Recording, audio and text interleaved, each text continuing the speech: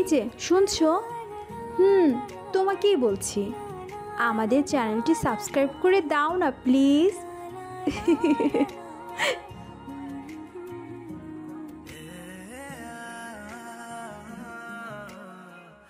রাজের শ্বাস প্রশ্বাস দ্রুত হয়ে গিয়েছে। ফুসফুস যেন পর্যাপ্ত বাতাস পাচ্ছে না গ্রহণ করার। সে তাড়াতাড়ি তার ইনহেলার খোঁজার জন্য ব্যাগ হাতড়াতে থাকে। পাগলের মতন হন্যে হয়ে খুঁজতে থাকে ছোট্ট জিনিসটাকে, তার শ্বাসকষ্ট দূর করার জন্য।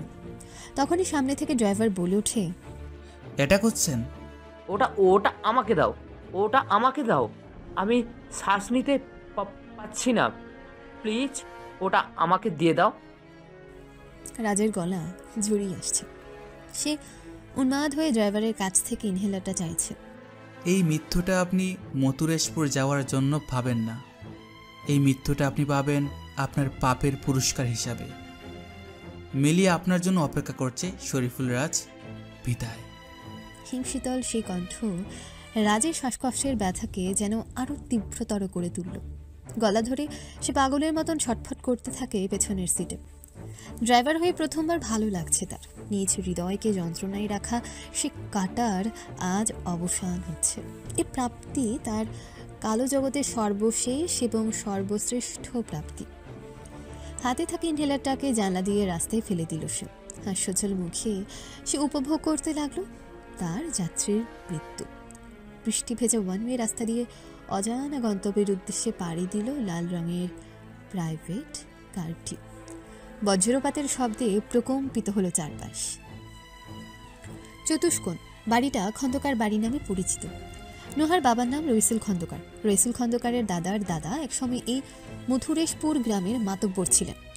তবে সময়ের পরিক্রমায় তাদের ক্ষমতার পতন ঘটে। গ্রামের আর 5টা সাধারণ পরিবারের মতোই এখন খন্দকার বাড়ির অবস্থা। নোহার বাবা রইসুল খন্দকার জেলে, তবে নদীর অফ সিজনে তিনি কৃষিকাজও করে থাকেন। মাটির উঁচু উঠোনে শীতল পাটিতে বসে নকশিকাঁথা সেলাই করেছে নোহা। সময়টা বিকেল। আসরের নামাজ পড়ে সেলাইয়ের কাজে হাত দিয়েছে সে। বাইরের আকাশ মেঘলা। আঙিনার এক কোণে এখনো কাল সন্ধ্যায় হওয়া বৃষ্টির পানি জমে রয়েছে। বাড়ির মূল ফটক দিয়ে ভেতরে প্রবেশ করলো পারুল। গ্রামের চেয়ারম্যান জলিল শিকদারের পুত্রবধূ সে। নোহার চেয়ে 4 বছর বড়। গায়ের গড়ন উজ্জ্বল ফর্সা। খয়েরি শাড়ির আঁচল মাথায় ঘুমটা করে দিয়ে রাখা। এক হাতে ঝুড়ি ভর্তি আম। নোহা মুখ তুলে তাকালো। পারুল এসে দাঁড়ালো উঠোনের সামনে। কি করছো নোহা? এই তো আপা, কাঁথা সেলাইয়ে বসেছি। তুমি এই সময়? কেন, আসা বারণ নাকি? কিছুটা রহস্য করে বলল পারুল। না না, কি বলছো? তুমি যখন মন চায় চলে আসবে। নাও এখানে বসো। নোহা তার পেছনে থাকা মোড়াটাকে পারুলের দিকে এগিয়ে দেয়। পারুল উঠোনে উঠে নোহার বিপরীতে বসে। দারুণ হয়েছে তো নকশাটা। আমাকে এমন একটা নকশিকাঁথা সেলাই করে দিতে পারবা? নোহার সেলাই করা নকশিকাঁথার এক কোণ ধরে পারুল বলল। হ্যাঁ, পারবো না কেন, কিন্তু নোহার গলার স্বর নিম্ন হয়ে যায়। কাল তোমার বিয়ে, তাই তো? ব্রু উঁচিয়ে তাকালো চেয়ারম্যানের পুত্রবধূ পারুল। নোহার চোখে মুখে অকৃত্রিম বিস্ময়। তুমিও জানো? গ্রামের প্রায় সবাইকে তোমার বাবা আজকে দাওয়াত দিয়ে আসছে। আমাদের বাড়ি যায়নি, তবে আমি দাওয়াত ছাড়াই চলে আসব আমার ছোট্ট বোনটাকে বিয়ের জন্য সাজাই দিতে। পারুলের মুখে ভরা হাসি। বাবা কাল তোমাদের বাসায় গিয়েছিল? নোহার এ প্রশ্নে পারুলের মুখের হাসি কিছুটা ফিকে পড়ে যায়। হ্যাঁ আসছিল, তবে আব্বার সাথে কি যেন কথা বলেছে, আমি ওসব শুনিনি। বাবা হঠাৎ করে বিয়েটা আগিয়ে আনলো। আমার তো বিয়ে তো অমত ছিল না, কিন্তু পরীক্ষার পর বিয়েটা দিত। নোহার মন খারাপ হয়। বিয়ে আগে হলেই কি আর পরে হলেই কি, বিয়ের পরও তো অনেক পড়াশোনা করে। তুমিও করবা? ওনার এই বিষয়ে মত না পাওয়া পর্যন্ত মনে শান্তি পাচ্ছি না। বাদ দাও এসব। পারুল প্রসঙ্গ পাল্টালো। খবর শুনছো এদিকে? মোশাররফ যে খুন হয়েছে। ভূত দেখার মতন চমকে উঠল নোহা। চকিতে মুখ তুলে তাকালো। নদীর পাড়ে লাশ ভাসতেছিল, পেটে বলে অনেক বড় জখমি দাগ। পরে পুলিশ আসছে, লাশ থানায় নিয়ে গেছে। মোশাররফ ভাই কাল রাতে আমাদের বাড়ি আসছিল। এক নিঃশ্বাসে বলল নোহা। তার শ্বাস দ্রুত হয়ে উঠেছে। কাল রাতে? কেন? কিছু একটা বলতে চেয়েছিলেন উনি, কিন্তু বলার আগেই বলার আগেই? দৌড়ে চলে যান। নোহার গলায় অস্থিরতা। দূরে কোথাও বাজ পড়ল। নোহা পারুল তাদের একে অপরের দিক থেকে চোখ সরিয়ে বাইরের আকাশে নজর দেয়। বৃষ্টি আসবে মনে হয়, আমি যাই। ও যেই কারণে আসা। এই নাও বাড়ির কাছে আম, অনেক ভালো আম হয়েছে এবার। আজকে অমিত লোকজন দিয়ে পাড়াইলো, ভাবলাম তোমার জন্য কিছু নিয়ে আসি। আমগুলো দারুণ মিষ্টি। ধন্যবাদ আপা। নোহা কিছুটা ধাতস্থ হয়ে আমগুলো গ্রহণ করে তার পাশে রাখে। কাল আসবো তোমাকে সাজিয়ে দিতে। বিয়ের বাজার করছো? বাবা সকালে মাকে নিয়ে গিয়ে শাড়ি কিনে এনেছে, গহনা মায়ের গুলোই দেবে। ও আচ্ছা, সমস্যা নেই। আগের দিনে গহনাগুলোর ডিজাইন অনেক ক্লাসি, দারুণ মানাবে তোমার গলায়। বাবা তোমাকে দেখে যদি কিছু বলে? কিছু বলবে না। চাচার তো আব্বার সাথে মনোমালিন্য, আমার সাথে না। আর চাচা এমনিও আমাকে অনেক স্নেহ করেন। আচ্ছা, কাল সন্ধ্যের দিকে চলে আসো। পারুল মাথা নাড়িয়ে হ্যাঁ সূচক ইঙ্গিত দেয়। মোড়া থেকে উঠে আঙিনা পেরিয়ে চলে যায় লোহা কাঠ দিয়ে বানানো মূল ফটকের দিকে। নোহার মনের ভয় কাটেনি। মোশাররফ কাল রাতে কি বলতে এসেছিল? কিসের জন্য তাকে প্রাণ দিতে হলো? তার বাবার হঠাৎ বিয়ে এগিয়ে নিয়ে আসার সঙ্গে সবেরই বা যোগসূত্র কোথায়? কোনো কিছু কি খারাপ হতে চলেছে? না, নোহা আর ভাবতে পারছে না। তার মাথা ব্যথায় চিনচিন করে উঠছে। নোহা যতটুকু সেলাই করেছে ততটুকুর গিট্টু সুই সুতোর মাঝে বেঁধে শীতল পাটি থেকে উঠে পড়ে। তখনই বাড়ির পেছন থেকে লাফাতে লাফাতে আঙিনায় আসে সিয়াম, হাতে ব্যাট। এই কই গেছিলি তুই? খেলতেছিলাম আপা। এদিকে আয়, এই আমগুলো নিয়ে ঘরে যা। মা কই? মনিরা চাচিদের বাসায়। ওখানে কি করে? কে জানে, আমি জানি না। বারান্দায় ওঠা মাত্রই আমের ঝুড়ি থেকে একটা আম উঠিয়ে নিয়ে সিয়াম বলে, আম কই পাইলা আপা? পারুল আপু দিয়ে গেছে, পরে খাস। ইস, তোর শরীরে কত বালিক, যা ডুব দিয়ে আয়। কালকে ভিজে সর্দি ধরিয়েছিস, আর এখন সন্ধ্যার দিকে গেছিস খেলতে। যা ডুব দিতে যা। একটা আম খায় না আপা? গোসল দিয়ে এসে খাস। ব্যাট ঘরে রেখে আয়, নইলে মা দেখলে চুলোই দেবে একদম। যাইতেছি, তুমি খাও না, আমি গোসল করে আসার পর একসাথে খাবো। খাস, পেট ভরে খাস তুই, কেউ নিয়ে যাচ্ছে না। সিয়াম এক দৌড়ে ঘরে চলে যায় ব্যাট রাখার জন্য। নোহা নকশিকাঁথা ভাঁজ করে আমের ঝুড়ি নিয়ে ঘরের দিকেই পা বাড়ায়। আকাশে আবারও মৃদু গর্জন করে উঠল। দুহাত উঁচিয়ে চুমু খেলো আদিল। চোখ মুছে ধাতস্থ করল সে নিজেকে। সামনের কবরটা তার মায়ের। প্রতি শুক্রবারে সে নিয়মিত এসে তার মায়ের কবর জিয়ারত করে যায়। আজও তার ব্যতিক্রম হয়নি। মায়ের কবরের সামনে এলেই পুরনো সব স্মৃতিগুলো যেন সজীব হয়ে ওঠে। আজকের সকালটা বৃষ্টি ভেজা। এই বৃষ্টিতে সে না ভিজলেও ভিজছে তার মা, ঠিক যেন সেই ছেলেবেলার মতো। মায়ের আঁচলে সে বন্দি, বৃষ্টি তার পায় না ছোঁয়া, অথচ তার মা ঠিকই বৃষ্টিতে নিজেকে উৎসর্গ করে দিয়েছে। প্রিয় মানুষরা তো এভাবেই ঠিক একটা সময় পর চলে যায়, কিন্তু সে আবেগ, সেই রেশ, সেটা থেকে যে বের হওয়া বড় দায়। আদিল তার মায়ের কবরে সালাম দিয়ে কবরস্থানের বহিরা গমনের দিকে পা বাড়ালো। ভাগ্যিস সাথে করে রেইনকোট এনেছিল, এখন সেটা ভালো কাজে দিয়েছে। ঝিরঝিরে বৃষ্টির সাথে দমকা হাওয়ার ঝাপটা থেকে নিজেকে অনেকটাই মুক্ত রাখতে পারছে। কবরস্থানে যতবারই সে এসেছে, বুকে জমা সব দাম্ভিকতা, অহংকার নিমিষেই মাটিতে মিশে গেছে। আহা, মানুষের জীবন কতই না ক্ষণস্থায়ী। হঠাৎ ডান দিকে এক কবরের সামনে দাঁড়ানো এক লোকের দিকে চোখে গেল আদিলের। কালো ছাতা হাতে সেই লোক এক কবরের পাশে নীরবে দাঁড়িয়ে আছে। লম্বা কালো কোট, হাঁটু ছুঁই ছুঁই। দমকা হাওয়ার ঝাপটায় নিচের বেশ কিছু অংশ ভিজে গেছে, তবে সেদিকে যেন লোকটার বিন্দুমাত্র ভ্রুক্ষেপ নেই। ভালোভাবে পর্যবেক্ষণ করতে আদিল সেই লোকটাকে চিনতে পারল। এটা নাদিম চৌধুরী না? পথ পাল্টে নাদিমের দিকে এগিয়ে গেল আদিল। বজ্রপাতের শব্দ চারপাশের আবহকে আরও ঘনীভূত করেছে। আকাশের আলো সন্ধ্যের মতো নিভু নিভু। নাদিম নাম ধরে দুবার ডাকলেও নাদিম হয়তো বুঝতে পারেনি আদিলের উপস্থিতি। আদিল আরও 2 কদম এগিয়ে গিয়ে নাদিমের পাশে দাঁড়ালো। আরও বার 2-1 ডাকলো তাকে। নাদিম সাহেব, শুনছেন? নাদিম সাহেব। এবারও না শুনতে পারায় আদিল নাদিমের কাঁধে হাত রেখে আবার ডাকলো, নাদিম সাহেব। ধীর দৃষ্টে নাদিম ফিরে তাকালো আদিলের দিকে। ভাবলেশীনভাবে কিছুক্ষণ তাকিয়ে থেকে বলল, আপনি? মায়ের কবর জিয়ারত করতে এসেছিলাম। যাওয়ার সময় দেখলাম আপনি দাঁড়িয়ে আছেন। আদিল কিছুক্ষণ সময় নিল। বাসায় যাবেন না? চারপাশ তাকিয়ে বলল, আকাশের অবস্থা তো বেশি ভালো না, এখানে একলা থাকা আপনার ঠিক হবে না, বাসায় চলে যান। নাদিম ফিরে চাইল তার সামনের কবরটার দিকে। এই বৃষ্টিতে সে একলা মাটিতে শুয়ে আছে, আমি ছাড়া কে তার সঙ্গ দেবে? আক্ষেপ ভরা কণ্ঠ তার। আদিল বুঝতে পারছে না কি বলবে। পোস্টমর্টেম শেষে কাল রাতে লাশ হস্তান্তর করা হয়েছিল। লাশ দাফন কাল রাতে হয়েছে না সকালে তা সে জানে না। জানলে হয়তো জানা যায় অংশ নিত। তবে সে এটা জানে, এই দুজনের দুই আত্মার মাঝে যে মিল ছিল সেটা মৃত্যু কেড়ে নিতে পারেনি। আপনি নিজেকে সামলান নাদিম সাহেব, পুরুষদের এইভাবে ভেঙে পড়া মানায় না। আল্লাহ যা চেয়েছেন তাই করেছেন, তিনিই তো উত্তম পরিকল্পনাকারী, আমরা তো কেবলই উছিলা মাত্র। কিছুক্ষণ নীরবতা, পাতায় বৃষ্টির পানি পড়ার অকৃত্রিম এক ধ্বনি। নাদিম কবরের দিকে তাকিয়ে শান্ত কণ্ঠে বলল, আপনাকে একটা অনুরোধ করব, রাখবেন? জি বলুন, কি অনুরোধ? নাদিম আদিলের দিকে ফিরে তাকালো। খুনি যেদিন ধরা পড়বে আমি সেদিন সেই খুনির সাথে দেখা করতে চাই। দেখা করবেন? হ্যাঁ, আমি শুধু তাকে জিজ্ঞেস করব মিলিকে সে কেন মারলো। আচ্ছা, সমস্যা নেই, আমি দেখা করার ব্যবস্থা করে দিব। আদিল নিজের হাত ঘড়ি উঠিয়ে সময় দেখল। আমার দেরি হয়ে যাচ্ছে, পরেই নিয়ে বিস্তারিত কথা বলবো। আর আপনি এখানে বেশিক্ষণ থাকিয়েন না কিন্তু, বাসায় চলে যান, বৃষ্টিতে ভিজলে শরীর খারাপ করবে। নাদিম কোনো উত্তর দিল না। আদিল হাসি মুখে নাদিমের কাছ থেকে বিদায় নিয়ে চলে গেল কবরস্থানের বড় গেটটার দিকে। নাদিম কবরের দিকে ফিরল।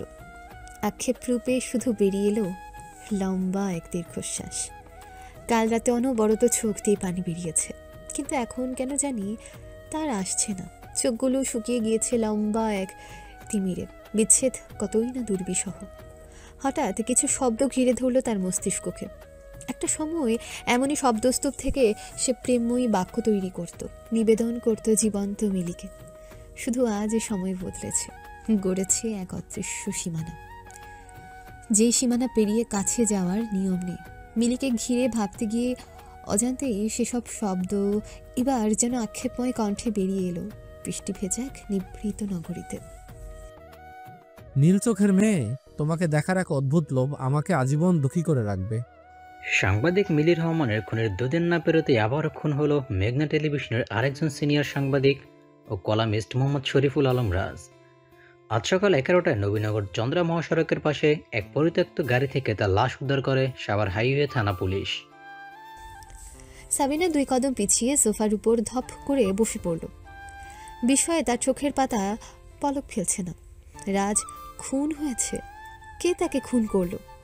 হঠাৎ তার মনে পড়ল বিগত 2 দিন থেকে রাজ কিছু একটা নিয়ে চিন্তিত ছিল। অজানা এক আশঙ্কায় রাজের চোখে মুখে একরাশ ভয়ের বহিঃপ্রকাশও সাবিনা দেখাচ্ছে। কাল যখন রাজ বেরিয়ে যাচ্ছিল সেই সময়ও সাবিনা তার মাঝে অস্থিরতা লক্ষ্য করেছে। রাত পেরিয়ে দিন হতে না হতেই এক অপ্রত্যাশিত খুন। কি নিয়ে চিন্তিত ছিল রাজ? মা মা ভেতরের ঘর থেকে ছোট্ট মেয়ে ফাতেমার কণ্ঠস্বর ভেসে আসে। যাচ্ছি মা, একটু দাঁড়াও। ফাতেমাকে থামিয়ে সাবিনা দ্রুত টিভি বন্ধ করে দিল। ভেতরের ঘরের দিকে পা বাড়াতেই হঠাৎ থমকে দাঁড়ালো। নিমিষেই মনে জেগে বসলো এক অজানা ভয়। বিগত কয়েকদিন থেকে তারও মনে হচ্ছিল কেউ তাকে অনুসরণ করছে। সবসময় কেউ তাকে খুব কাছ থেকে পর্যবেক্ষণ করছে। আর আজ শরীফুলের রহস্যময় খুন, এসব কিছু কিসের ইঙ্গিত দিচ্ছে? সাবিনা রিমোট সোফার উপর ফেলে দ্রুত পায়ে ভিতরের রুমের দিকে চলে যায়। সাভার থেকে নবীনগর মহাসড়কের পাশে এক ময়লার ভাগাড়ের সাথে খোঁজ মিলেছে এক পরিত্যক্ত গাড়ির। গাড়িতে লাশ পাওয়া গেছে এমন খবরে আশেপাশে জমেছে উৎসুক জনতার ভিড়। হাইওয়ে পুলিশ ফাঁড়ির ইনচার্জ এসআই মহসিন এত লোক সমাগমে বেশ বিরক্ত। তিনি তার অধীনস্থদের আদেশ দিলেন দ্রুত ভিড় ভেঙে দেওয়ার। উপর মহল থেকে খবর এসেছে লাশ উদ্ধার করবে গোয়েন্দা পুলিশ। তাই শত কৌতূহল দমিয়ে এসআই মহসিন অপেক্ষা করছেন মোক্ষম সময়ের জন্য। ঝিরঝির বৃষ্টির পরও মেঘময় আবহে চারপাশ গমগম করছে। ধূসর বর্ণে রাঙা আকাশ যেন চোখ রাঙানি দিচ্ছে আরও এক পশলা বৃষ্টি বর্ষানোর। বাতাসে হিম শীতল মোহ। চলন্ত গাড়ির গতি কমেছে ধীরে ধীরে। আদিল পার্শ্বে জানালা থেকে দেখতে পায় সামনে বেশ কিছু মানুষের জটলা। গাড়ি থামতে সে আর জুবাইর নেমে পড়ল। পেছনের গাড়ি থেকে নামলো ফরেন্সিক টিম। এসআই মহসিন এসে সালাম দিতে আদিল তার উত্তর দিয়ে দ্রুত এগিয়ে গেল পরিত্যক্ত টয়োটা করলা মডেলের গাড়িটির দিকে। গাড়ির সামনে দুটো দরজা খোলা, পেছনের গুলো আবার বন্ধ। আদিল তার পিছু পিছু আসতে থাকা এসআই মহসিনকে জিজ্ঞেস করলো, লাশ কি ভেতরে? জি স্যার, ভিতরে আছে। আপনারা আসবেন তাই লাশের ধরে কাছে কাউকে যেতে দেয়নি। সামনের দরজাগুলো খোলাই ছিল। না স্যার, আমরা খুলেছি ভিতরে ডেড বডির অবস্থান জানার জন্য, তবে পিছনের দরজা খুলতে পারিনি, ওইটা ভিতর থেকে লক করা। গাড়ির কাছে আসতেই আকাশ থেকে 2-1 ফোঁটা পানির দেখা মিলল। এসআই মহসিন ছাতা খুলতে খুলতে উদ্যত হতে আদিল তাকে মানা করে দেয়। চালকের আসনের দিক থেকে ভেতরে তাকাতে আদিল দেখতে পেল লাশটাকে। শরীফুল রাজকে চিনতে তার খুব একটা বেগ পোহাতেও হলো না। জুবাইরকে আদেশ করলো স্পেয়ার চাবি দিয়ে পেছনের দরজাগুলো খুলতে। জুবাইর দরজা খুলে আদিল পেছনের দরজা দিয়ে গাড়িতে প্রবেশ করে এবার লাশটাকে আরও ভালোভাবে পর্যবেক্ষণ করলো। শরীরের ফর্মাল পোশাকের বেশ বলছে তিনি কোথাও যাওয়ার উদ্দেশ্যে বাড়ি থেকে বেরিয়েছিলেন। নিচে একটা ব্যাগও রাখা। আদিল কিছু একটা ভেবে গাড়ি থেকে বেরিয়ে এলো। ফরেন্সিক টিমকে খুব সূক্ষ্মভাবে সব ফিঙ্গারপ্রিন্ট কালেক্ট করতে বলবে। নিচের ব্যাগটার ভেতরে কি আছে তা জেনে আমাকে জানাও। Okay sir. জুবাইর আদিলের আদেশ পালনে চলে যায়। আপনি প্রথম দেখেছিলেন না প্রত্যক্ষদর্শী অন্য কেউ? পাশে দাঁড়ানো এসআইকে উদ্দেশ্য করে বলল আদিল। আমাকে প্রত্যক্ষদর্শী কেউ একজন ফোন করে বলেছিল হাইওয়ে পাশে একটা খালি ক্যাব পাওয়া গেছে। আমি ওই ইনফরমেশন অনুযায়ী এখানে আসি। সেই প্রত্যক্ষদর্শী কোথায়? জানি না স্যার, এখানে যখন আমি আসি তখন সকাল 7টা বাজে, কিন্তু আমি গাড়ির আশেপাশে কাউকে পাইনি।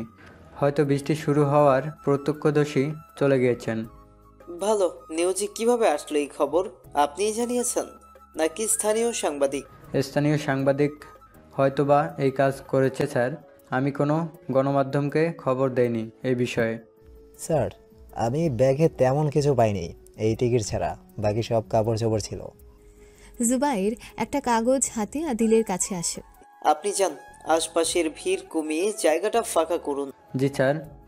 এসআই মহসিন চলে যায়। সাইডে আসো, কি পেয়েছো দেখি। জুবাইরকে নিয়ে কিছুটা দূরে গিয়ে দাঁড়াতেই জুবাইর তাকে টিকিটটা দেখায়। স্যার, উনি মনে হয় ভয়ে দেশ ছেড়ে পালাইতে গেছিল, মাঝপথে খুনির হাতে মারা পড়ছে। এটা কি? আদিলকে টিকিট দেখে অবাক হতে দেখে জুবাইর মাথা বাড়ালো। কোনটা স্যার? ফ্লাইট টু মুম্বাইয়ের জায়গায় ফ্লাইট টু মধুরাষ্ট্র লিখে দিছে। কই স্যার? ওহো, আসলেই তো কলম দিয়ে মুম্বাই নামটা কেটে তারপর মথুরেশপুর লিখে দিয়েছে। মৃদু হাসলো জুবাইর। টিকিটটা ব্যাগে ছিল। হ্যাঁ স্যার। মিলির মার্ডারের সাথে তার মানে এই খুনেরও যোগসূত্র আছে। জি স্যার, হয়তো খুনি একজনই। আগের মতো সিম্বলিকভাবে মথুরেশপুর কথাটা আমাদের জন্য রেখে গেছে। সে হয়তো চাচ্ছে আমরা মথুরেশপুর গিয়ে এই খুনের রহস্য বের করি। কিন্তু খুনি কেন চাইবে এমনটা? এতে তো তার কোনো লাভ নেই। তাইলে আমার মাথায় তো কিছু আসতেছে না স্যার, আপনি বিষয়টা খোলাসা করেন। জুবাইরের সহজ স্বীকারোক্তি। মধুরের স্টুলকে যদি সাইডে সরিয়ে রেখে আমরা এই কেসের সাথে পূর্বের কেস এক করি, তাইলে শরীফুল রাজ এই গল্পের চতুষ্কোণ। মানে চতুষ্কোণ আবার কি? একটা চতুর্ভুজের কয়টা কোণ থাকে? কেন স্যার, 4টা? এই গল্পেরও 4টা কোণ বা মূল চরিত্র আমরা পেয়েছি। 1, মিলি রহমান, যাকে নিয়ে এই কেসটা শুরু। 2, নাদিম চৌধুরী, মিলি রহমানের সবচেয়ে আপনজন। 3, সাব্বির নামের ওই ছেলেটা যে ইয়াবা দিতে এসেছিল, সে মিলির এক্স বয়ফ্রেন্ড। আর 4, অর্থাৎ চতুর্ভুজের চতুর্গুণ, এই শরীফুল রাজ। মনে আছে মিলির সাথে উনি কতটা ঘনিষ্ঠ হয়ে ছবি তুলেছিলেন? আমি নিশ্চিত তার সাথে মিলির অন্য কোনো সম্পর্ক রয়েছে, যেটা বাইরের কেউ জানে না, এমনকি মিলির হাজবেন্ডও না। বিষয়টা ধীরে ধীরে রহস্যময় হয়ে উঠতেছে স্যার। তা তো হচ্ছেই। আদিল পেছনে ফিরে গাড়ি থেকে লাশ নামানোর দৃশ্য দেখল। সে যখন ভেতরে ঢুকে শরীফুল রাজের শরীর পর্যবেক্ষণ করছিল তখন সে শরীরের কোথাও কোনো আঘাত বা ক্ষত চিহ্ন দেখতে পায়নি, এমনকি গলায় আঙ্গুলেরও দাগ নেই। শরীফুল রাজকে তাইলে খুনি মারল কিভাবে? বজ্রপাতের শব্দে আদিলের হুঁশ ফিরে আসে। হঠাৎ কিছু একটা সিদ্ধান্ত নিয়ে বসল সে। জুবাইর, শরীফুল রাজের লাশ নিয়ে যাওয়ার দিকে তাকিয়ে থাকা জুবাইর সামনের দিকে তাকায়। জি স্যার। চলো মথুরেশপুর যাই। কি বললেন স্যার, সত্যিই যাবেন? সত্যি, আজকে রাতেই রওনা দিব, কিন্তু তার আগে থামলো আদিল। কি স্যার? তার আগে শরীফুল রাজের বাসায় আর মিলির বেডরুমটা থেকে একবার ঘুরে আসি, চলো। আদিলের কথা শেষ হওয়া মাত্রই ঝিরঝিরে বৃষ্টি ঝুম বৃষ্টিতে রূপ নিল, সাথে বইতে শুরু করলো দমকা হাওয়া। স্যার স্যার চলেন, ভিজে গেলে শেষ, তাড়াতাড়ি আসেন। জুবাইর আর আদিল প্রায় তড়িঘড়ি করে তাদের অফিসের গাড়ির দিকে চলে যেতে লাগলো। হঠাৎ বৃষ্টিতে ভিড়ের জটলা ভেঙে মানুষগুলোও ছুটল আশ্রয়ের খোঁজে। কিছুটা দূরে এক ভাঙা পরিত্যক্ত ফ্রিজের বডির পেছনে বেশ কিছুক্ষণ ধরে দাঁড়িয়ে আছে সে। তার মুখে যেন এবার স্বস্তির হাসি ফুটল। শেষমেশ তারা মথুরেশপুর যাচ্ছে। নোহার বিয়ের সাজে সেজেছে পুরো বাড়ি। ছোট ছোট রঙিন কাগজ বাঁধা সুতো আঙিনার উপর ঝুলছে। দূরে দেয়ালে জ্বলছে ছোট্ট ছোট্ট লাল নীল আলো। সিয়াম তার ছোট্ট ছোট বন্ধুদের নিয়ে আঙিনায় দৌড়ে বেড়াচ্ছে। নোহার বাবা আরও কয়েকজন লোকের সাথে মিলে বারান্দার টেবিল চেয়ারে রেডি করছে। মহর করেই নোহাকে বিদায় দেওয়ার কথা আজ, পরে বড় করে অনুষ্ঠান করবে। নোহার মা রান্নাঘরে ব্যস্ত হরেক রকমের পিঠে পুলি বানাতে। কিছু প্রতিবেশী মহিলারা এসেছে তাকে সাহায্য করতে। পোলাও রান্না প্রায় হয়ে এসেছে। দারুণ সুঘ্রাণ বাড়ির কোনায় কোনায় ছড়িয়ে যেতে শুরু করেছে। নোহার মায়ের পাশে বসা আরেকজন মশলা বাড়ছে জোর হস্তে। মাংসটা বসানো যে এখনো বাকি। 3টে রুমের মধ্যে উত্তরের ঘরটার দরজা বন্ধ। ভেতরে নোহাকে কাপড় পরিয়ে সাজিয়ে দিচ্ছে পারুল। ঘরের ভেতরটাও সাজানো রঙিন কাপড় দিয়ে। বিছানায় নতুন চাদর, পরিপাটি ঘরখানা চোখে লাগার মতন। বেশি আসবাবপত্র নেই, শুধু একটা বিছানা আর একটা ড্রেসিং টেবিল। বাকি সব আসবাবপত্র এই ঘর থেকে সরিয়ে অন্য ঘরে রাখা হয়েছে। এই ঘরেই বিয়ে পড়ানো হবে। নোহা আয়নায় তার মুখাবয়ব দেখল। শ্যামবর্ণের মুখখানা আজ দারুণ লাগছে, সাথে লাল শাড়ি আর উজ্জ্বল গহনা। বিয়ের সাজে নোহা অতুলনীয়। ছেলে পক্ষের লোক যখন কিছু জিজ্ঞেস করবে শান্ত গলায় উত্তর দিবে, আর প্রথমেই সালাম দিয়ে কথা বলা শুরু করবে, বুঝেছো? আচ্ছা আপা। শোনো, ভয় কষ্ট আবেগ এগুলো এখন মাথা থেকে সম্পূর্ণ ঝেড়ে ফেলো। তোমাকে কাঁদতে দেখলে চাচা চাচির আরো মন খারাপ হবে। এমনিতেই ওই চাঁদের চলে যাচ্ছে, তাই নিয়ে মনের সুপ্ত ব্যথা। তার উপর তোমাকে কাঁদতে দেখলে ওনারা নিজেদের সামলাতে পারবেন না। আপা, আমি কি পারবো নতুন এক পরিবেশে গিয়ে নিজেকে মানিয়ে নিতে? আমার না খুব ভয় লাগছে, মনে হচ্ছে কিছু একটা হবে। কি হবে? ছেলে পক্ষ তো তোমাকে আগেই দেখেছে, ওদের পছন্দও হয়েছে, আর ওরা তোমাদের সবকিছু সম্পর্কে অবগত থেকে কথাবার্তা এগিয়েছে। হুট করে তো তুমি ওদের গলায় ঝুলে পড়ছো না, ভয় পাওয়ার কিছু নেই। নতুন পরিবেশে গেলে প্রথম প্রথম একটু মানিয়ে নিতে সমস্যা হবে, পরে সময়ের সাথে সাথে ঠিক হয়ে যাবে। তুমি আমার সাথে বসে থাকো, আমার একলা একলা ভয় লাগে, কখন কে নাকি চলে আসে, আমি তো তাদের চিনিও না। আচ্ছা, আমি একটু ফ্রেশ হয়ে আসি, তারপর তোমার পাশে বসছি। তোমাদের বাথরুমটা কোন দিকে? বাড়ির পেছনের টিউবওয়েল পাড়টার বামে। তুমি তাড়াতাড়ি এসো কিন্তু। হ্যাঁ, তাড়াতাড়ি আসবো। আর আমি যাওয়ার আগে দরজার সামনে দিয়ে লাগাই দিচ্ছি। কারো দরজা খোলার শব্দ পেলে একদম স্বাভাবিক হয়ে বসে মাথা নিচু করে থাকবে, কেমন? আচ্ছা আপা, তাড়াতাড়ি আসো। পারুল মাথা নেড়ে হ্যাঁ সূচক ইঙ্গিত দেয়। নোহার শাড়ির আঁচল ঠিকঠাক আছে কিনা তা দেখে পারুল উঠে যায়। ঘর থেকে বের হয়ে দরজার ছিটকিনি সামনের দিকে লাগিয়ে দিল পারুল। নোহা ঘামছে, ফ্যান বন্ধ, তার উপর গায়ে মোটা শাড়ি আর ভারী গহনা। ফ্যানের সুইচ বোর্ড দূরে, চালু করতে হলে বিছানা থেকে নামতে হবে। নোহা কিছু একটা ভাবে। কিছুক্ষণ পর বিছানা থেকে ধীরে ধীরে নামে, যাতে শাড়ির সাজে কোনো সমস্যা না হয়, কোথাও নড়ে না যায়। সে গিয়ে ফ্যানের সুইচ বোর্ডের সামনে দাঁড়ালো। সুইচ টিপতে যাবে, তখনই হঠাৎ ঘর অন্ধকার হয়ে যায়। নোহা অবাক হয়, বাইরে তো লাইট জ্বলছে, ঘরের লাইট কেন বন্ধ হলো? নোহা অন্ধকারে সুইচ বোর্ডে লাইটের সুইচ খুঁজতে যায়। ঠিক তখনই পেছন থেকে কেউ তার মুখ চেপে ধরে।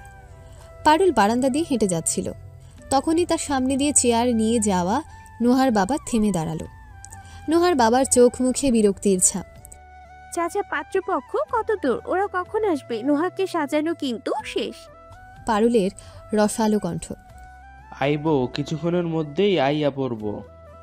নোহার বাবার নিকট যেন পারুলের উপস্থিতি অস্বস্তিকর লাগছে। আচ্ছা, আমি একটু টিউবওয়েল পাড়ের দিকে যাই। পেছনে তো টিউবওয়েল পাড়টা, তাই না?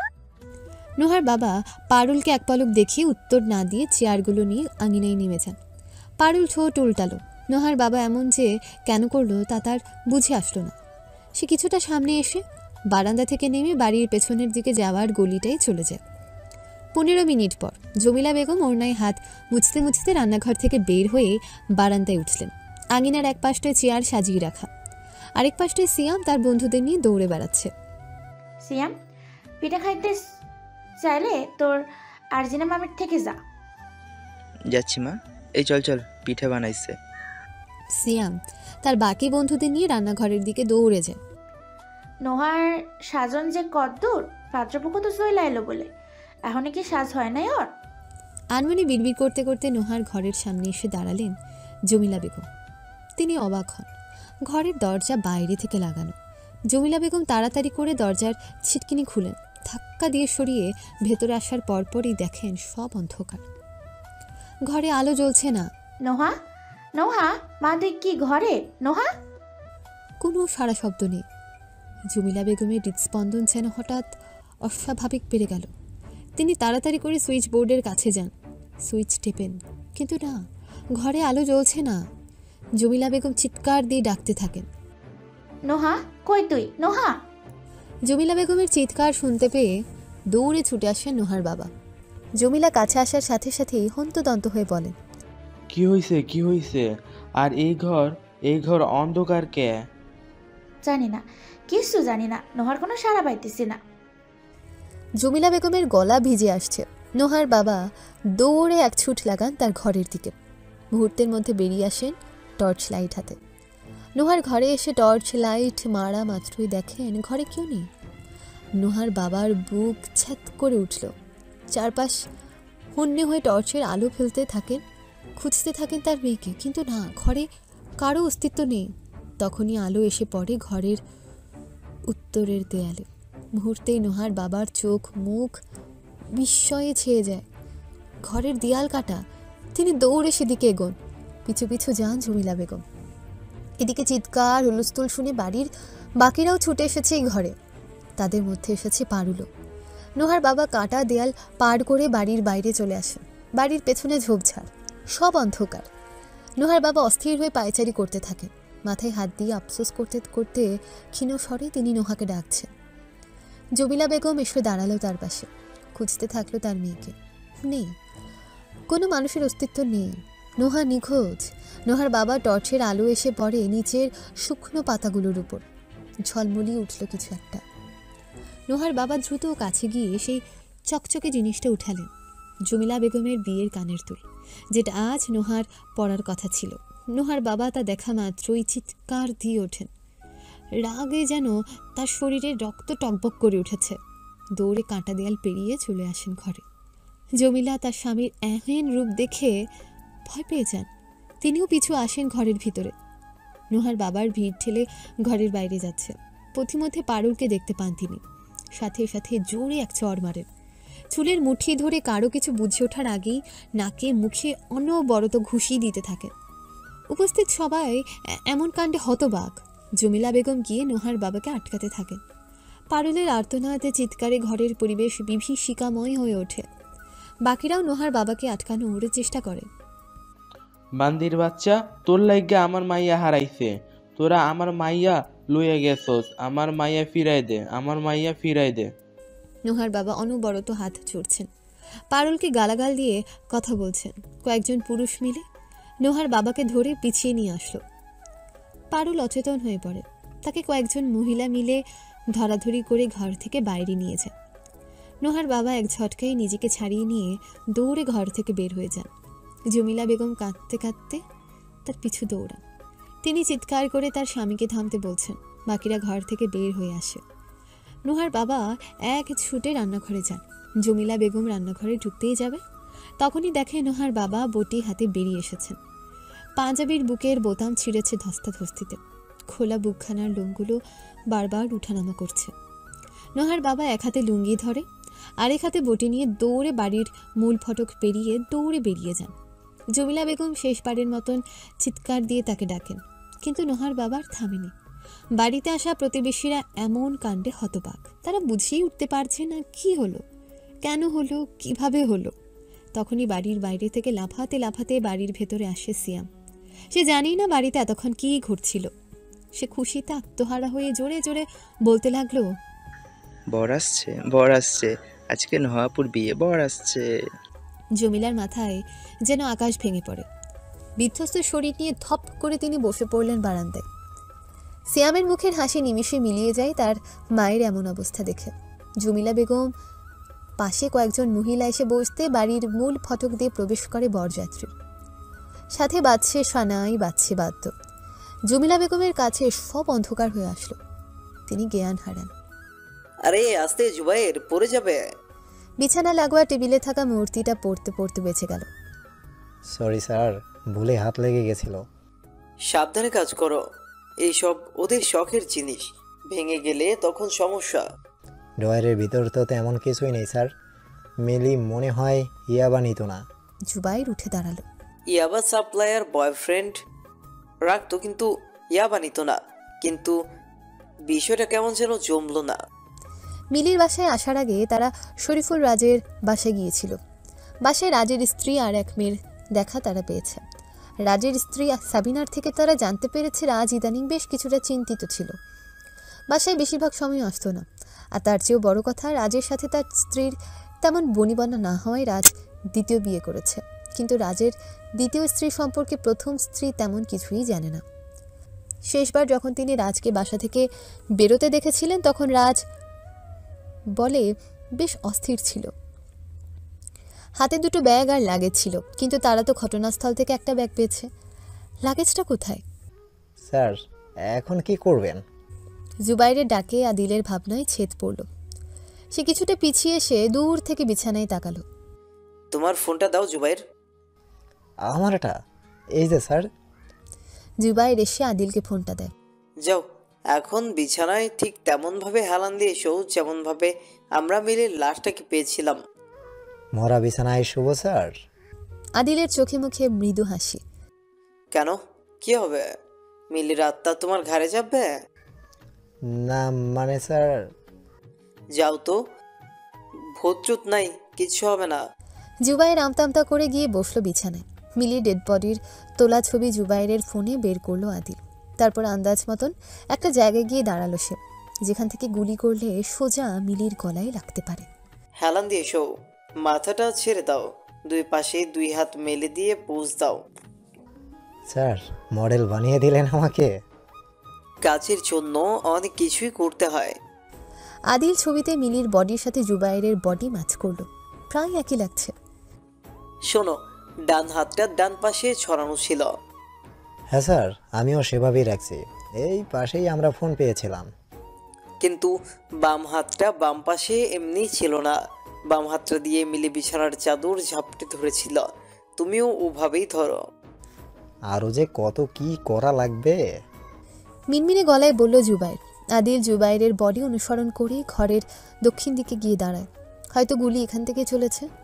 আদিল কিছুটা পিছিয়ে যেতে নেয়, অমনি বেলকানির গ্লাসে তার পিঠ গিয়ে ঠেকে। সে কিছুটা অবাক হয়ে পেছনে ফিরে। খুনি বেলকানির দিকটা থেকে গুলি ছুঁড়েছিল। স্যার, কি হয়েছে? আদিল আবার জুবাইরের দিকে ফিরল। কিছু না। আদিল শেষবারের মতন ছবির সাথে জুবাইরের বডি মিলিয়ে নিয়ে ফোন নামিয়ে ফেলল। গান হোল্ডার থেকে বন্দুক বের করে সোজা তাক করলো জুবাইরের দিকে। স্যার, কি করতেছেন? ভয় পেও না, আমি খুনের মতো পোজ দিলে দেখছি গুলিটা এখান দিয়ে চলে কেমন। সাবধান স্যার, ট্রিগার চেপে দিয়েন না আবার। বুলেট কিন্তু আমরা দেয়ালে পাইনি, তার মানে বুলেট হয়তো মিলির বডি থেকে বের হতে পারেনি। ওই হিসেবে এই দূরত্ব ঠিকঠাকই আছে বলা যায়। খুনি ঘরে আসলো কিভাবে স্যার? এটা কিন্তু আমরা এখনো বের করতে পারিনি। মূল দরজা দিয়ে আসার কোনো সুযোগ নেই। দরজা ভেতর থেকে বন্ধ ছিল। আদিল বন্দুক নামিয়ে পেছনে ফেরে বেলকানির গ্লাসের উপর থেকে পর্দা সরায়। হয়তো সেই খুনি। আদিল থামল। তার চোখ গেল দূরের এক ফ্ল্যাটের দিকে। সেই অ্যাপার্টমেন্টটা ঠিক রাস্তার অপর পাশে, সামনাসামনি। 5 তলার জানালার আড়াল থেকে কে জানি তাদের দেখছে। আদিলের দৃষ্টি তার বরাবর নিবদ্ধ হতেই লোকটা পর্দার আড়ালে নিজেকে সরিয়ে নিল। আপনি বলতেছেন খুনি ব্যালকনি দিয়ে আসতে পারে, কিন্তু 5 তলার ব্যালকনিতে খুনি কিভাবে উঠবে? এ তো অসম্ভব। জুবাইর, আমাদের কাজ শেষ, চলো। কোথায় স্যার? মেহমানের বাসায়। মিল্টন খন্দকারের প্রচণ্ড রাগ হচ্ছে নিজের উপর। কি দরকার ছিল নজর রাখার? এখন যদি পুলিশ তার বাসায় এসে অনুসন্ধান চালায় তখন? পায়চারি করতে করতে এক প্রকার নাভিশ্বাস উঠেছে তার শরীরে। হঠাৎ কলিং বেলের শব্দ। হৃৎপিণ্ডটা যেন আরেকটু হলে গলায় চলে আসতো মিল্টন সাহেবের। নিশ্চিত সে পুলিশ দুটো এসেছে। এখন সে কি করবে? পায়চারির বেগ যেন ক্রমান্বয়ে বাড়ছে। না, এভাবে উত্তেজিত হয়ে তাদের সামনে যাওয়া যাবে না। কিছু না করা সত্ত্বেও তখন তিনি ফেঁসে যেতে পারেন। যা করতে হবে সব ঠান্ডা মাথায় বুঝে শুনে করতে হবে। পায়চারি থামালেন মিল্টন খন্দকার। ঢোক গিলে লম্বা 2-1 শ্বাস নিলেন। চোখ বন্ধ করে নিজেকে ধাতস্থ করে চলে গেলেন দরজা খুলতে। কলিং বেল যেন থামছেই না, আওয়াজ যেন বাড়ছে। মিল্টন খন্দকার দরজা খুলে দিয়ে বলে উঠলেন, আপনারা? মিল্টন খন্দকার হঠাৎ থামলেন। যার পরনাই অবাক হয়ে বললেন, তুমি? যাও সরো সামনে থেকে। কতক্ষণ থেকে বেল দিতেছি, কানে শুনতে পাও না? বধির জল হস্তি একটা। রাগে গজগজ করে উঠলেন রাবিনা। তুমি এখন কিভাবে কি? এটা তো তোমার আসার সময় না। আপনি নিশ্চয়ই আমাদের অপেক্ষায় ছিলেন। সিঁড়ি থেকে কারো আওয়াজ শুনে রাবিনা ও তার স্বামী সেদিকে তাকালো। আমরাও তাই আর দেরি করিনি, দ্রুতই চলে আসলাম। দরজার সামনে এসে বলল আদিল। তার পাশে দাঁড়ানো জুবাইর। আপনারা? চলুন ভেতরে গিয়ে কথা বলি। রাবিনা ভেতরে ঢুকলো। পিছু পিছু আসলো তার স্বামী আর 2 অজানা লোক। রাবিনা দ্রুত চলে গেল তার রুমে। হয়তো কোনো ডাকে তাকে সাড়া দিতে হবে। সবাই ভেতরে আসতেই মিল্টন সাহেব দরজা বন্ধ করে দিলেন। মনের ভয় দমিয়ে সাহস নিয়ে 2 ইনভেস্টিগেটরের সামনে এসে দাঁড়ালেন। জি, আপনাদের ঠিক চিনতে পারলাম না। আদিল এগিয়ে এলো সে জানলার দিকে। বেশ ভালোভাবে এখান থেকে মিলিদের রুম আর বেলকানি দেখা যায়। Zubair Rahman, junior sub investigator, PBI. Card তুলে ধরল জুবাইর। আপনারা পুলিশ? আপনার সামনের অ্যাপার্টমেন্টের 5 তলায় মিলি নামে যে একজন খুন হয়েছে, শুনেছেন? আদিল বলল, হ্যাঁ, কালকেই শুনলাম। মেয়েটা ভালো ছিল, কে যে ওকে হঠাৎ খুন করলো। মিলিকে চিনতেন? না, আমি আবার চিনব কিভাবে? ভালো ছিল না খারাপ ছিল বুঝলেন কি করে? না মানে। ঘরে আসলো মিল্টনের স্ত্রী রাবিনা। কে গোরা? মাথার চুলগুলো হাত পেঁচিয়ে বাঁধতে লাগলো রাবিনা। পুলিশ। পুলিশ? পুলিশ কেন? আপনার নাম? আমার? হ্যাঁ, মিল্টন খন্দকার। জুনের 10 তারিখ রাত 12টা থেকে 1টার মধ্যে আপনি কোথায় ছিলেন? বাসাতেই ছিলাম আমার স্ত্রীর সাথে। বেশ আত্মবিশ্বাসী উত্তর মিল্টন সাহেবের। ওই রাতে জানলা দিয়ে কি দেখেছিলেন? ওই রাতে আমি তো ঘুমিয়ে গিয়েছিলাম। বৃষ্টির রাতে এমনিও তাড়াতাড়ি ঘুমাই আমরা। মিথ্যে কেন বলছো গো? তুমি তো পুরো রাতই জেগেছিলে, জানালার কাছেও গিয়েছিলে। কেন, তোমার মনে নেই? চুপ। মিল্টন খন্দকার যেন পারছে না তার বউকে গিলে খেতে। মধ্যবয়স্ক মহিলার মুখটা যখন তখন খুলে যায়। ওনাকে চুপ করে লাভ নেই। সেই রাতে কি কি দেখেছিলেন বলুন। আমাকে ভুল বুঝবেন না। আসলে আসলে আমার পুলিশে অনেক ভয় লাগে, তাই আমি সবসময় এড়িয়ে যাওয়ার চেষ্টা করি। এই খুনের সাথে আমার কোনো যোগসূত্র নেই, কিন্তু আমার ভয় এক জায়গায়, খুনি যদি আমার কোনো ক্ষতি করে। আপনার কিচ্ছু হবে না, আপনি আমাদের সব খুলে বলুন। সেই রাতে আমি ওয়াশরুমে যাওয়ার জন্য উঠেছিলাম। ঝড় বৃষ্টির রাত, তার উপরে কারেন্ট ছিল না, খোলা জানালা, বারবার বাতাসে শব্দ করে উঠছিল।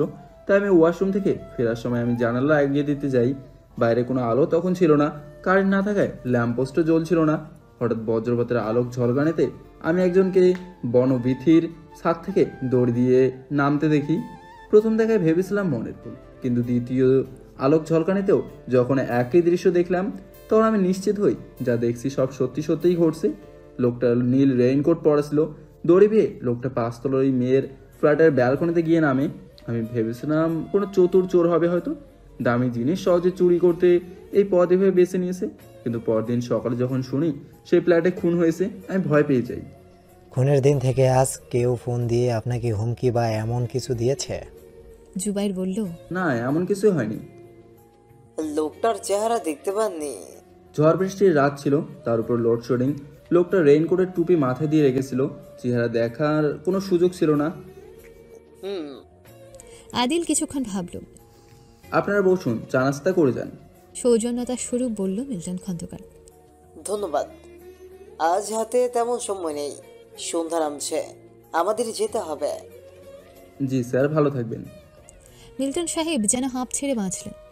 আদিল জুবাইরকে ইশারা করে যাওয়ার জন্য। জুবাইর মূল দরজার দিকে পা বাড়ায়। মিল্টন সাহেব তার স্ত্রীকে বলেন দরজা খুলে দিতে। রাবিনা হাসি মুখে এগিয়ে গিয়ে দরজা খুলে। জুবাইর বের হতেই রাবিনা বলে, আবার আসবেন, সেদিন কিন্তু আবার চা না খাইয়ে ছাড়বো না। আদিল মূল ফটকের দিকে আসার সময় তার চোখ পড়ল দূরের আলমারির উপর রাখা একটা দূরবীক্ষণ যন্ত্রের দিকে। আদিল থামল। পেছন পেছন আসতে থাকা মিল্টন সাহেবকে জিজ্ঞেস করল, আপনি হাইকিং করেন? না তো, কেন? কিচ্ছু না। আর হ্যাঁ, শহরের বাইরে যদি যেতে হয় পারমিশন নিয়ে যাবে। আদিল এগিয়ে দরজার দিকে চলে যায়। মিল্টন সাহেব বিস্মিত দৃষ্টি চেয়ে থাকেন মূল ফটকের দিকে। দরজা দিয়ে আদিল বেরোতেই রাবিনা স্মিত হেসে বলল, ভালো থাকবেন, আবার আসবেন। আল্লাহ হাফেজ। রাবিনার দিকে না তাকিয়ে আদিল সিঁড়ি বেয়ে নেমে যায়। রাগে কচকচ করতে থাকা মিল্টন সাহেব দরজার সামনে আসেন। রাবিনার চুলের মুঠি ধরে হেঁচকা টান মেরে ঘরে নিয়ে যায়। আরে আমি কি দোষ করলাম? সশব্দে ভেতর থেকে দরজা বন্ধ হয়ে যায়। বেলকানিতে এসে দাঁড়িয়ে নিচে তাকালো সে। আদিল আর জুবাইর বিপরীতে থাকা অরণ্য বিলাস অ্যাপার্টমেন্ট থেকে বেরিয়ে গাড়িতে উঠেছে। তাদের গাড়িটা চলে যেতেই তার দৃষ্টি চলে গেল সামনে অ্যাপার্টমেন্টের 5 তলার জানালে। এক জলহস্তির ন্যায় পুরুষ তার হরিণীর উপর অত্যাচার চালাচ্ছে। মৃদু হাসল সে। যে তার মাথা ব্যথা হওয়ার কারণ হতো, সে নিজে আজ মাথা ব্যথায় কাতর। ফোন বেজে উঠতে কল রিসিভ করে কানে তুলল বেলকানিতে দাঁড়ানো আগন্তুক। স্বভাবতই সে প্রথম আওয়াজটা করল না। তার বিচারে যে ফোন দিয়েছ সে আগে বলো। হ্যালো, কোথায় আছো? কিছুক্ষণ পর ফোনের অপর প্রান্ত হতে এক পুরুষ কণ্ঠ বলল, তা জানে আপনার কোনো লাভ হবে বলে তো মনে হয় না। হাতের আঙুল দেখে, টাকা পাঠিয়েছেন? হ্যাঁ, দেখো গেছে কি না। আসছে। পেন ড্রাইভটা নষ্ট করছো তো? হয়ে গেছে। সাব্বাস, দ্রুত গা ঢাকা দাও। পিবিআই বলে তদন্ত করছে, ধরা পড়লে কিন্তু আমও যাবে ছালাও, দুটোই যাবে। মৃদু হাসল সে। উত্তরে বলল, আমি না চাইলে কেউ কখনো আমায় খুঁজে পাবে না, কথাটা আপনি ভালো করে জানেন। ওকে, গুড বয়। আপাতত আর কোনো কাজ নেই, পরবর্তীতে দরকার পড়লে আবার আমাদের যোগাযোগ হবে। কোন উত্তর না দিয়ে ফোন কেটে দিল সে। ফোন পকেটে রেখে রুমের ভেতর আসলো। পর্দা টেনে দিল। যা কাজ করার তা সে করেছে। এরপর পুরো বিশ্ব এনে দিলেও সে তার পুরনো কর্মে আর ফিরবে না। বিছানায় শুয়ে গা এলিয়ে দিল সে। এই বিছানাতেই 2 দিন আগে একজনকে খুন করেছে সে। এই নিয়ে তার মাঝে কোনো আনন্দ নেই, আছে শুধু আফসোস। 2 আত্মাকে সে আলাদা করে ফেলেছে। তথ্য অনুযায়ী ফ্ল্যাটের মালিক নাদিম চৌধুরী ফিরবেন রাত 10টার পর। কাজে নয়, তিনি ব্যস্ত আছেন মিলির কবরের সামনে। এই ফাঁকা সময়টাই একটু ঘুম দেওয়ার চিন্তা করল সে। রাতে আবার এক লম্বা জার্নি তার জন্য অপেক্ষা করছে। মথুরেশপুরকে এবার শুধু আদিল জুবাইর নয়, সেও স্বাগতম জানাবে। ইত্তেফাক। ইন্না লিল্লাহি ওয়া ইন্না ইলাইহি রাজিউন। কবে ঘটলো এই ঘটনা আপা? সাবিনা ফোন কানে চেপে টিভির সাউন্ড কমিয়ে দিল। 7 তারিখে লাশ পড়ে, তখন দেশে নিয়ে গেছে। আল্লাহ মাফ করুক ওনাকে। এই জন্যই তো বলি, লাবি বাবা হঠাৎ মিস দিচ্ছে কেন? ওনার ফোন নাম্বারও আমার কাছে ছিল না যে ফোন করে খোঁজ খবর নিব। আমিও অন্য একজনের কাছে জোগাড় করে ফোন দিয়েছিলাম, পরে শুনি এই খবর। লাবিবার জন্য দোয়া করিও। আর আজকে পড়াতে আসতে হবে না, ছাত্রছাত্রীরা হিজরি নববর্ষে ছুটি চেয়েছে, তাই আজ বন্ধ। জি আচ্ছা আপা। আর কালকে তো খোলা, তাই না? হ্যাঁ, কালকে খোলা। ভালো থেকো, আমার কিছু কাজ বাকি, পরবর্তীতে কথা হবে। আল্লাহ হাফেজ। আচ্ছা ঠিক আছে আপা, আল্লাহ হাফেজ। সাবিনা ফোন নামিয়ে ফেলল। পাশ থেকে ফাতেমা বারবার রিমোট চাইছে, টিভির সাউন্ড বাড়াবে বলে। সাবিনা রিমোট দিয়ে টিভির সাউন্ড খানিকটা বাড়িয়ে রিমোট পাশে রাখল। লাবিবা নামের মেয়েটা তার সাথে মাদ্রাসায় পড়ানো শুরু করেছিল। মেয়েটার হঠাৎ এমন মৃত্যু সাবিনার হৃদয়কে ব্যথিত করে। মেয়েটা অনেক ভালো ছিল। কলিং বেলের শব্দে মনোবিয়োগ ঘটল সাবিনার। ঘড়ির দিকে তাকিয়ে দেখলো এখন সকাল 9টা। এই সময় তো তেমন কার আসার কথা না। বাড়িওয়ালা সেদিন ভাড়া চাইতে এসেছিল, মনে হয় আবার সে অর্থের তলব করতে এসেছে। সাবিনা ফাতেমাকে চুপচাপ বসে থাকতে বলে সোফা থেকে উঠে গিয়ে দরজা খুলল। সামনে চোখ রাখতে বাইরে থাকা মানুষটাকে দেখে সে খানিকটা অবাকই হলো বটে। আপনাকে তো ঠিক চিনলাম না। অপর পাশের বোরখা পরিহিত মেয়েটি মুখের উপর থেকে কালো কাপড় সরালো। আসসালামু আলাইকুম আপু, আমি আলফাতা অর্গানাইজেশন থেকে মুনতাহা বলছি। ভালো আছেন? চলমান এক যুবতী মেয়ে যান্ত্রিক কণ্ঠে বলে উঠল, জি ভালো আছি। মেয়েটার আগমন উদ্দেশ্য সম্পর্কে সাবিনা কিছুটা বিভ্রান্ত। আমার কাছে থাকা তথ্য অনুযায়ী এই বাসায় শরীফুল আলম রাজ নামে এক ব্যক্তি থাকেন। আমি কি তার সাথে দেখা করতে পারি? মেয়েটা পূর্বের ন্যায় বলল, জি উনি তো মারা গেছেন, আপনি জানেন না? ও, আমি দুঃখিত। আসলে আমাদের তথ্য তালিকায় এই বিষয়টা হয়তো সংযোগ করা হয়নি, তবে সমস্যা নেই, আমরা তার বদলে আপনাকে তার টিকিটটা দিয়ে দিতে পারি। কিসের টিকা? ভ্রু কুচকালেন সাবিনা। জি, আমরা হেপাটাইটিস বি টিকা বিনামূল্যে প্রদান করে থাকি। আমাদের অর্গানাইজেশনে শরীফুল আলম রাজ নামের একজন রেজিস্ট্রেশন করেছিলেন টিকা গ্রহণের জন্য। যেহেতু উনি নেই, তাই আপনি চাইলে তার টিকাটা গ্রহণ করতে পারেন। এতে আপনার দেহের ইমিউনিটি সিস্টেম আরও শক্তিশালী হবে এবং হেপাটাইটিস বি রোগের সংক্রমণ হতে আপনি মুক্ত থাকতে পারবেন। যদি আপনার কোনো সমস্যা না থাকে তবে আমরা ভেতরে গিয়ে কথা বলি। যান্ত্রিক কণ্ঠটা পরিশেষে থামালো। জি আসুন, ভেতরে আসুন। কিছুটা ইতস্তত বোধ করলেও সাবিনা মেয়েটাকে নিয়ে ভেতরে আসে। মেয়েটা সোফায় গিয়ে ফাতেমার পাশে বসে। ফাতেমার মাথায় হাত বুলিয়ে দিয়ে বিনয়ী কণ্ঠে বলল, কেমন আছো? তোমার নাম কি? ছোট্ট ফাতেমা নতুন সদস্যের আগমনে পুরোপুরি নিশ্চুপ। সে তার মায়ের দিকে তাকায়। সাবিনা আগত মেয়েটাকে উত্তর দেয়, ওর নাম ফাতেমা। আপনার অর্গানাইজেশনের কার্ডটা কি দেখতে পারি? জি অবশ্যই আপু, এই যে। কাঁধে ঝুলানো ব্যাগ থেকে একটা কার্ড বের করে সাবিনাকে দিল মেয়েটা।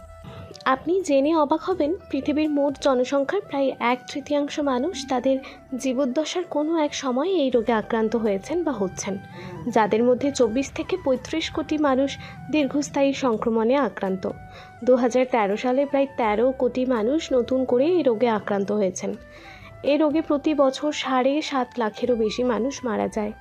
সরকার থেকে প্রতি বছর হেপাটাইটিস বি টিকা বিনামূল্যে প্রদান করা হয়। যেহেতু এই টিকার গ্রহণ করা প্রাপ্তবয়স্ক এবং নানা কর্মে নিয়োজিত, তাই আমাদের সংস্থার রেজিস্ট্রেশনের ভিত্তিতে বাড়ি বাড়ি গিয়ে টিকা কর্মসূচি পরিচালনা করা হচ্ছে এবং হেপাটাইটিস বি সম্পর্কে সকলের মধ্যে সচেতনতা বৃদ্ধি করছে। সাবিনা কার্ড দেখতে দেখতে আগত মেয়েটার দিকে তাকালো। মেয়েটা বড্ড বেশি কথা বলে। মুনতাহা তার কাঁধে ঝুলানো ব্যাগ থেকে একটা ছোট্ট খাতা ও বাকি সব সামগ্রী বের করতে থাকে। সাবিনা কার্ডটা ফেরত দিয়ে দেয়। ধন্যবাদ আপু। মুনতাহার মুখে জওড়া হাসি। সাবিনার কিছু একটা অস্বাভাবিক লাগছে। সে আগত মেয়েটার স্বভাবসুলভ আচরণকে কাঠ গড়ায় তুলছে না। সে চিন্তিত এটা নিয়ে, অন্য একজনের রেজিস্ট্রেশনকৃত টিকা তাকে দিচ্ছে কেন? জি আপু, এখানে আপনার নাম, তারিখ আর ফোন নাম্বার লিখে দিন। যেহেতু আপনার রেজিস্ট্রেশন নেই, তাই আপনার পরিচয় আমরা সংগ্রহ করে রাখছি। কত নাম্বার ডোজ কাকে দেওয়া হয়েছে সেটার একটা রেকর্ড তাহলে আমাদের কাছ থেকে যাচ্ছে। এক নাগারে বলল আগত মেয়েটা। সাবিনা ফাতেমার পাশে বসল। মৃদু অনিচ্ছা সত্ত্বেও আগত মেয়েটাকে দেখিয়ে দেওয়া জায়গায় নিজের নাম লিখতে লাগলো। খাতার পৃষ্ঠাটায় আরও গুটি কয়েকজনের নাম আছে। সাবিনা নিজের নাম লেখার পর সেগুলোতে চোখ বুলাতে গিয়ে একটা জায়গায় হঠাৎ তার চোখ আটকে যায়। তার নাম এখানে? আশ্চর্যজনক সেই নামের পাশে লেখা তারিখটায় চোখ পড়তে সাবিনা যার পরনায় অবাক। এটা কি করে সম্ভব? সাবিনাকে অবাক হতে দেখে মুনতাহা বলল, জি আপু, কোনো সমস্যা? না ঠিক আছে, আসলে নাম্বার লিখতে গিয়ে ভুল করে ফেলেছিলাম। 016 এর জায়গায় 017 লিখে ফেলেছিলাম। ও, কোনো সমস্যা নেই, আমি ঠিক করে দিচ্ছি। সাবিনা খাতাটা মুনতাহার দিকে এগিয়ে দেয়। পরে মুহূর্তে বলে ওঠে, আচ্ছা আমি ফাতেমাকে ভিতরে গিয়ে রেখে আসি। চা খাবেন? আমি আপনার জন্য চা আনছি, আপনি একটু অপেক্ষা করুন। না না, চায়ের কোনো প্রয়োজন নেই, আপনি বসুন। মেয়েটাও থাক, অত বেশ ভদ্র, দুষ্টুমি করবে না। আসলে ও ইঞ্জেকশন দেখলে ভয় পায়, তাই আর কি ওকে এখানে রাখতে চাচ্ছি না। আর আপনি বসুন, মেহমানদের আতিথেয়তা করা আমার জন্য ফরজ। আমি এক্ষুনি যাব আর আসবো। মা চলো। ছোট্ট ফাতেমাকে কোলে উঠিয়ে ভেতরের দিকে চলে যায় সাবিনা। মুনতাহা সাবিনার হঠাৎ এমন কর্মে কিছুটা অবাক হয়। ঠোঁট উল্টে বিষয়টাকে পাত্তা না দিয়ে সে তার বাকি সামগ্রী বের করতে থাকে ব্যাগ থেকে। সাবিনা নিজ রুমে প্রবেশ করেই দরজা চাপিয়ে দিল। দ্রুত ফাতেমাকে বিছানায় নামিয়ে দিয়ে বলল, একদম ঘর থেকে বের হবে না। বাহিরে যদি আম্মু চিল্লাচিল্লি করি তারপরও না। তোমার টেডি নিয়ে বাথরুমে লুকিয়ে পড়ো। যাও, আমি না ডাকা পর্যন্ত একদম বেরোবে না। ছোট্ট ফাতেমা বাধ্য মেয়ের মতন মাথায় নাড়ল। তার পুতুল নিয়ে নেমে সে বাথরুমে চলে যায়। সাবিনা দ্রুত বিছানার পাশের টেবিলে ড্রয়ার খুলে কিছু একটা হাতে নিয়ে দ্রুত রুম থেকে বেরিয়ে গেল। মুনতাহা একটা ইঞ্জেকশন সিরিঞ্জ আর ওষুধ টেবিলের এক পাশটায় রাখলো। সে এই দুটো বাদে বাকি সব কিছু তার ব্যাগে ঢুকিয়ে রাখতে ব্যস্ত। দুঃখিত আপনাকে অপেক্ষা করার জন্য। এই যে নিন গরম গরম চা। চা সম্বলিত সুদর্শন এক কাপ টেবিলে রেখে পাশেই দাঁড়িয়ে থাকলো সাবিনা, মুখে মৃদু হাসি রেখা। ধন্যবাদ, আসুন আমি আপনাকে ডোজটা দিয়ে ব্যান্ডেজ করে দেই। আগে চাটা নিন, কেমন হয়েছে বলুন, তারপর না হয় কাজ করবেন। মেহমানদের সাথে সর্বপ্রথম, তারপর অন্য কাজ। মুনতাহা কিছুটা বিব্রত বোধ করলেও তা মুখে প্রকাশ করল না। সে চা গ্রহণ করে কাপে চুমুক দিল। বেশ ভালো চা বানান আপনি। নিন, এবার আসুন, আমি ইঞ্জেকশন রেডি করেছি। চায় চিনি হয়েছে? হ্যাঁ, স্বাদও হয়েছে। আসুন এখানটায় বসুন। আপনি বোধহয় চিনি কম খান, তাই না? চিনি ছাড়া চা দেখে আপনার বেশ পছন্দ হয়েছে। মুখে হাসি ধরে রাখলো সাবিনা। হঠাৎ মুনতাহার মাথা ঝিম মেরে উঠল। সে মাথায় হাত দিল, আধ বোঝা চোখে তাকালো সাবিনার দিকে। চেহারার বিনয়ী ভাব যেন মুহূর্তে রূঢ়তায় রূপ নিল। কি মিশিয়েছেন আমার চায়ে? বিষাক্ত মশার কয়েলের গুঁড়োয় তৈরি আপনার জন্য এই বিশেষ চা। সাবিনার মুখ হাস্যোজ্জ্বল। মুনতাহা হাতে ইঞ্জেকশন নিয়ে মুষ্টিবদ্ধ করলো, এক হাতে মাথা চেপে ধরে ওঠার চেষ্টা করলো। টলতে লাগলো তার শরীর। হঠাৎ সে চিৎকার দিয়ে ইঞ্জেকশন নিয়ে সাবিনার দিকে তেড়ে আসলো। সাবিনা দ্রুত টেবিলে সজোরে লাথি মারতে মুনতাহার পায়ে টেবিলের আঘাত লাগলো। মাটিতে হুমড়ি খেয়ে পড়লো মেয়েটা। হাতে থাকা ইঞ্জেকশন পড়ে গেল ফ্লোরে। রাগান্বিত মুনতাহা উঠে তাকানোর চেষ্টা করলো। সাবিনা দ্রুত সোফায় রাখা গরম চা ছুঁড়ে মারল তার মুখে। যন্ত্রণায় চিৎকার করে উঠল মেয়েটি। তার চোখে হাত চেপে এসে মাটিতে লুটিয়ে পড়ল। সাবিনা দ্রুত গিয়ে ফ্লোরে পড়ে থাকা সেই ইঞ্জেকশনটা উঠায়। মুষ্টিবদ্ধ হাতে সেটা মুনতাহার শরীরে বিধিয়ে দিতে চায়। মুহূর্তেই মুনতাহা তার হাতে সজোরে লাথি মারে। সাবিনা ভারসাম্য হারায়। মুনতাহা উঠে বসে সাবিনার মুখে ঘুষি মারে। সাবিনা পড়ে যায়। মুনতাহা ঝাঁপিয়ে পড়ে সাবিনার উপর। সাবিনার হাত পিছনে বেঁকিয়ে ধরে তার উপর উঠে কর্তৃত্ব স্থাপন করে। বান্দির বাচ্চা, তোর সাহস দেখে আমি তাজ্জব। তুই আমাকে ঘায়েল করতে চাস? মুনতাহার বজ্র কণ্ঠ। লাবিবাকে কেন মারছো? ও কি ক্ষতি করেছিল তোমার? তোরা মুনাফেক, তোরা বেঈমান, তোদের একটাই পরিণতি, মৃত্যু আর মৃত্যু।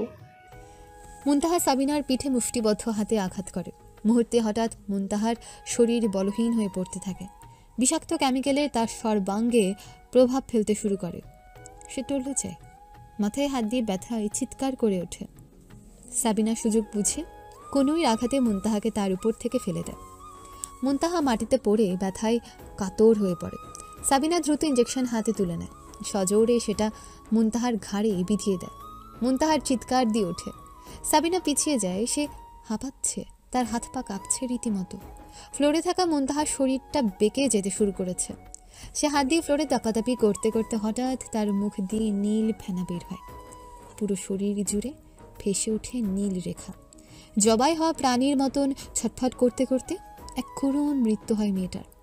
সাবিনার গা শিউরে উঠল, অথচ ইঞ্জেকশনটাই কিনা তার শরীরে প্রবেশ করতে যাচ্ছিল। ভাগ্যিস নাম লেখার সময় লাবিবার নামটাও সে দেখতে পেয়েছিল। লাবিবাকেও তার মানে এরা মেরেছে। কে এরা? কি চায়? তখন তাকে মেয়েটা মুনাফেক কেন বলল? মুহূর্তে ফোন বেজে উঠল ঘরে।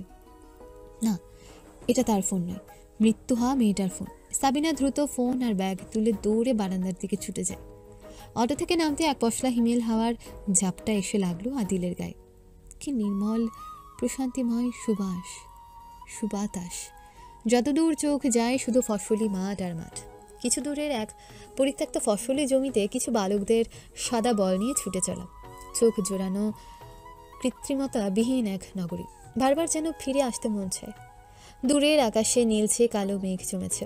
আদিলের দৃষ্টি সেথায় স্থির হয়ে রয়। অটোর অপর পাশ থেকে নামে জুবাইর। অটোওয়ালাকে ভাড়া বুঝিয়ে দেয়। অটো চলে যায়। জুবাইর মানিব্যাগ পকেটে রাখতে রাখতে এসে দাঁড়ায় আদিলের পাশে। বৃষ্টি আসবে মনে হয় স্যার, দূরে মেঘ জমেছে। আদিল হালকা ফ্রেমের চশমাটা খুলে হাতে নিল। দৃষ্টি না সরিয়ে বলল, এমন সৌন্দর্য কতজনের কাছ থেকে উপভোগ করা হয়নি। ভালো লাগছে অনেকদিন পর গ্রামে এসে। এই গ্রামে আগে কখনো আসছিলেন নাকি স্যার? না, তবে নিজের গ্রামটাও এমনই। চারদিকে মাঠ, মাঝে মেঠো পথ। বর্ষাকালে দূরের আকাশে ঘন কালো মেঘ, সবই পরিচিত। অনেকদিন পর ফিরে পেলাম এমন আবহাওয়া। দৃশ্যগুলো চোখের শান্তি, মানসিক শান্তি। শহরে এমন আবহাওয়া দেখা যায় না বললেই চলে। এখন কি ভেবেছেন কেসটা নিয়ে? আমাদের এখানে আসাটা কতটা কাজে দেবে বলে আপনার মনে হয়? আমরা হয়তো কেসের শিকড়ে এসে উপস্থিত হয়েছি। ডালপালার পানি না খুঁজে শিকড়টাতে পানির প্রবাহ খোঁজা বেশি বুদ্ধিমানের কাজ হবে।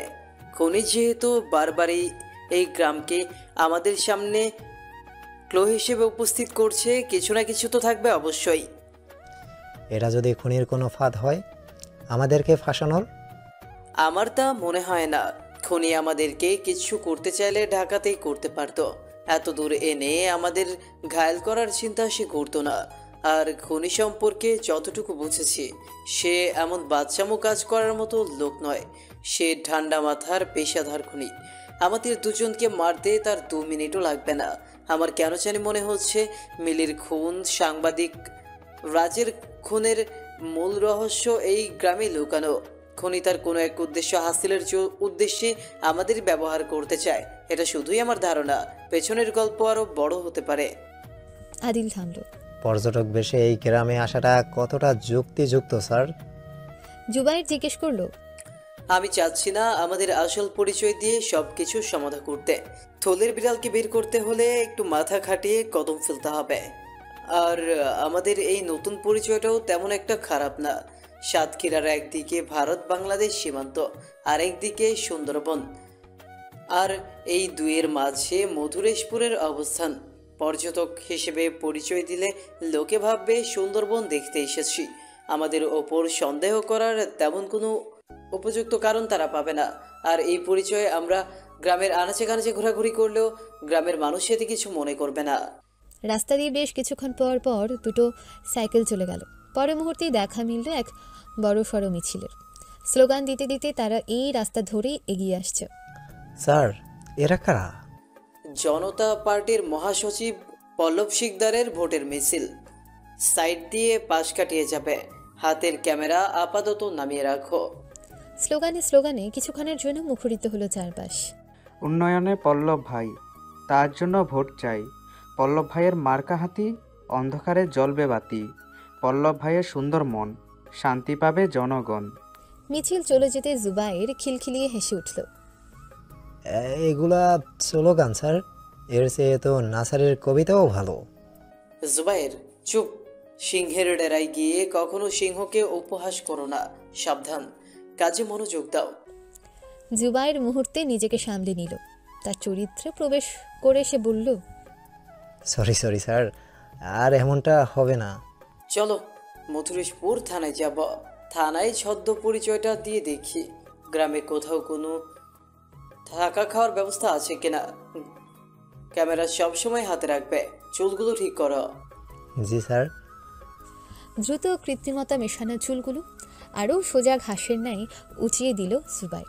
হালকা ফ্রেমে চশমাটা চোখে পড়ল আদিল। ছদ্মবেশী 2 গোয়েন্দা এগিয়ে চলল সামনে। দূরের আকাশ হতে ভেসে এলো মেঘ গর্জনের আওয়াজ।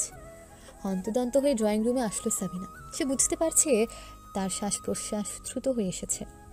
ফোনটা সে রিসিভ করেনি। করে কী বা বলবে সে? মুনতাহা মারা গেছে, কিন্তু তার অস্থির হওয়ার কারণ তো সেটা নয়। ফোন পরবর্তী এক খুদে বার্তায় আগত মেয়েটার ফোনে এসেছে। সাবিনা দ্বিতীয়বারের মতন সে খুদে বার্তাটাকে পড়ল। মুনতাহা, তোমাদের কাজ কি শেষ?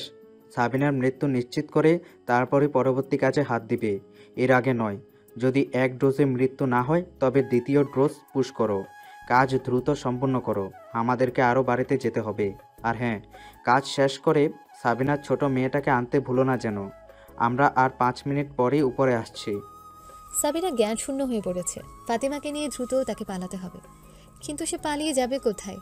নিচে এসে একটা মাইক্রোবাস দাঁড়ানো দেখতে পেয়েছে। যদি এটা মুনতাহা বা তার সাঙ্গপাঙ্গদের হয়। সাবিনা পায়চারি থামিয়ে ফাতেমাকে নিয়ে ছাদে যাওয়ার সিদ্ধান্ত নিয়ে ফেলে। সে দ্রুত তার রুমের দিকে পা বাড়ায় ফাতেমাকে নেওয়ার জন্য। হঠাৎ ফ্ল্যাটের কলিং বেল বেজে উঠল। সাবিনা বিস্ফোরিত চোখে ফিরে তাকায় দরজার দিকে। ওরা এসে গেছে। মথুরেশপুর গ্রামের একমাত্র থানাটা অবস্থিত গ্রাম্য বাজার থেকে একরোশ দূরে। থানার দেয়ালগুলো পুরনো, কোথাও বা খসে পড়েছে প্লাস্টার, যেন কতকাল তার যত্ন নেওয়া হয়নি। আদিল তার সঙ্গীকে নিয়ে এসে থামল থানার মূল ফটকের সামনে। দরজার পাশে দাঁড়ানো পাগড়ি পরা এক গোফওয়ালা কনস্টেবল। আদিল ভ্রু কুঁচকাল। তা জানা মতো এরকম পাগড়ি পরে ভারতের পাঞ্জাব প্রদেশের লোকেরা, সাথে লম্বা গোফের রেখাও সে কথার প্রমাণ দিচ্ছে। লোকটা কি ভারতীয়? স্যার, কনস্টেবলটা কেমন অদ্ভুত না? থামো, আপনার নাম বোধহয় বেনু। আমরা থানার ওসির সাথে দেখা করতে চাই, উনি কি এখন আছেন?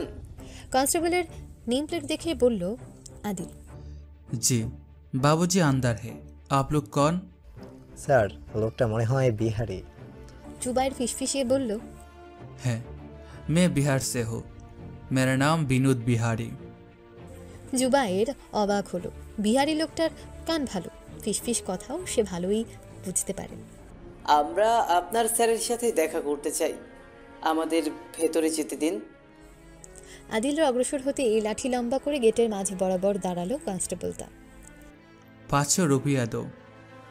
ওসির সাথে দেখা করতে আসছি, ডাক্তারের সাথে না, যে ভিজিট দিয়ে ভিতরে যাইতে হইবে। সামনে থেকে সরেন, নাইলে এই করলাম ক্যামেরা অন। হাতের ক্যামেরা উঁচিয়ে ধরলো জুবাইর। বিহারি কনস্টেবলটা দ্রুত হাত দিয়ে নিজের মুখ ঢেকে নিল। সে পথ থেকে সরে গেল। कैमरा नीचे करो, सामने जाके बाएं का रूम सर्जी का है। জুবাইর বুক ফুলিয়ে ভেতরে ঢুকলো। পিছু পিছু আসলো আদিল। করিডোর দিয়ে যাওয়ার সময় কিছু কথোপকথন আদিলের কর্ণ গোচর হলো। সে ভ্রু উঁচিয়ে কথাগুলো শুনতে লাগলো। কথাগুলো হয়তো ওসির রুমটা থেকে আসছে। স্যার, মায়াডা হারিয়ে গেল স্যার, আপনি একটু দেখেন না। মায়াডার বাপেরও কোনো খোঁজ পাই নাই, আজ 6 দিন হয়ে গেল, কিছু একটা করেন স্যার। বোরকা পরা সে মহিলার ভেজা কণ্ঠ, তবে তা ওসি হান্নানের হৃদয়কে পরাস্ত করতে পারল না। ওসি হান্নান ফাইলের দিক থেকে নজর না উঠিয়েই বলে, বিয়ার আশা থেকে কোন না কোন পোলা লাগে বাগছে তোমার মাইয়া, এটা দেওয়া গিয়া মাইয়া ঠিক মতো মানুষ করতে পারো না, আর আইসের সাহায্য চাইছে, যাও ভাগো। স্যার রহম করেন স্যার, এই 6 দিন থেকে মায়ের বাপের খুঁজা খুঁজা হয়রান হয়ে গেছি। দেয়াল কাইটটা মায়াডারে বিয়ার সাজে তুইলা নিয়ে গেছে স্যার। আমার ধারে এখনো ওর কানের দুলডি আছে, এটি কাটা বেড়ার বাইরে পড়ে ছিল। আমার মায়া পালাইয়া যায় নাই স্যার, আমার মায়াডারে কেউ নিয়ে গেছে, মায়াডারে খুঁজে দেন স্যার, দয়া করেন। জমিলা বেগমের চোখ মুখ অশ্রুসিক্ত, শুধু পারছে না আহাজারি করে কাঁদতে। পাশে দাঁড়িয়ে থাকা ছোট্ট সিয়ামের মুখ ভার, মায়ের কান্না ওর চোখেও পানি আনছিল। ওসি হান্নান বেশ বিরক্ত হন। তার এক কনস্টেবলকে উচ্চস্বরে ডাকেন। কনস্টেবল আসতেই নাক ছিটকে বলেন, এই দুইটারে বাইরে নিয়ে যাও তো, বেকার বেকার আমার মাথাটা খাইতেছে খালি। জমিলা বেগমের এবার জোরে কেঁদে ওঠা। মেয়ে আর ঘরের রক্ষে কর্তাকে হারিয়ে তিনি দিশেহারা। পাশে থাকা ছোট্ট সিয়ামও তার মাকে জড়িয়ে ধরে কাঁদতে থাকে। কনস্টেবল জোর করে দুজনকে টেনে তুলে রুড়ো ব্যবহার করে ওসি রুম থেকে বের করে নিয়ে আসেন। রুমে ঢোকার পূর্বে সে মহিলা আর ছোট্ট বাচ্চাটাকে এক পলকের জন্য দেখতে পায় আদিল। তাদের এভাবে কাঁদতে দেখে কিছুটা খারাপ লাগলো তার। আর ওই ওসিও কেমন, মিসিং কেসের জন্য জিডি না করিয়ে মহিলাটাকে তাড়িয়ে দিল। আদিল ওসি রুমের ভেতর আসলো। জুবাইরকে নিয়ে বসলো ওসির বিপরীতে 2 চেয়ারে। ওসি চশমা চোখে কিছু ফাইল দেখছিলেন। তিনি এক পলক তাদের দিকে তাকিয়ে আবার ফাইলে নজর ফেলে বলেন, কি চাই, জিডি লিখবেন? না মিসিং রিপোর্ট, না জমি সংক্রান্ত মামলা? তথ্য চাই। আমরা ঘুরতে এসেছি, পর্যটক। পর্যটক? তাইলে এখানে কেন? সুন্দরবন তো আমার থানায় না, মোটেরেশপুরের পশ্চিমে যান, ওইদিকে সুন্দরবনকে খুব কাছ থেকে পর্যবেক্ষণ করতে পারবেন। পরক্ষণেই ঝুলে পড়া চশমার উপর দিয়ে নজর দিলেন আদিলদের দিকে, রহস্য কণ্ঠে বললেন, ভিতরে যাইয়েন না আবার, বাঘের শিকারে কখন কি পরিণত হয় বলা যায় না। বাঘ কখনো আরেক বাঘকে আক্রমণ করতে আসবে না। আপনি আমাদের এই গ্রাম সম্পর্কে তথ্য দিন। ফাইল থেকে মুখ তুলেন ওসি হান্নান, কিছুটা অবাক স্বরে বলেন, কেমন তথ্য? গ্রাম নিয়ে আবার তথ্য দেওয়ার কি আছে? গ্রাম তো গ্রামই। এই গ্রামে ভাড়া থাকার কোনো ব্যবস্থা আছে? ভাড়া? হান্নান শিকদার মৃদু হাসলেন, শহরের এই সুবিধা গ্রামে পাবেন বলে মনে হয় না। গ্রামে সব গরিব মানুষ, নিজেদের ভিটামাটিতে নিজেদের প্রয়োজনের বেশি ঘর এরা উঠে না। আপনি সিলেট সদরে থাকতে পারেন, ওখানে ভালো ভালো হোটেল পাবেন। গত বছরই একটা 5 তারা হোটেল খুললো গোলচক্রের পাশে, ওইখানে গিয়ে থাকতে পারেন। আদিল শান্ত মনের মার প্যাচে কিছু একটা ভাবল। জুবায়ের তার আদেশ দাতাকে নিশ্চুপ থাকতে দেখে পাশ ফিরে তাকায়। আদিল ছোট্ট প্রশ্বাস ফেলে শান্ত গলায় বলে, একটু আগে যে মহিলা চলে গেলেন, ওনার বাসায় কেউ তো বোধহয় নিখোঁজ। ওনাদের বাসায় গিয়ে উঠলে কেমন হয়? ওসি হান্নান চশমার উপর দিয়ে আদিলের দিকে দৃষ্টি রাখেন। দিনরাত মরা কান্না শোনার ইচ্ছা আছে নাকি? থাকলে যাইতে পারেন। মেয়ে পালাইছে কোন না কোন ছেলের সাথে, আর উনি আসছেন মিসিং রিপোর্ট করতে। পুলিশের তো আর খায়া দেয় কাজ নেই, এইসব কেস সলভ করে বেরাবে। বলে ওসি হান্নান ফাইল বন্ধ করেন। আদিল আর জুবাইরের দিকে কিছুক্ষণ তাকিয়ে থেকে উঠে পড়েন আসন থেকে। ফাইলটাকে নিয়ে গিয়ে তার আসনের পেছনের শেলফে রাখেন। রুমে কাটা ফলের প্লেট নিয়ে প্রবেশ করলো একজন। টেবিলে রেখে বলে উঠল, স্যার নাস্তে। টেবিলে রেখে দে। আদিল বিহারি কনস্টেবলটাকে আর চোখে দেখল। ওই সময়কার 500 টাকা ঘুষ নেওয়ার কথাটা ওসিকে বলতে চেয়েও আদিল বলল না। পরবর্তীতে ওটা দেখা যাবে, আপাতত বর্তমান আবহেই সে থাকতে চায়। কনস্টেবল চলে যায়। ওসি অন্য এক ফাইল নিয়ে শেলফ থেকে ফিরে এসে তার আসনে বসলেন।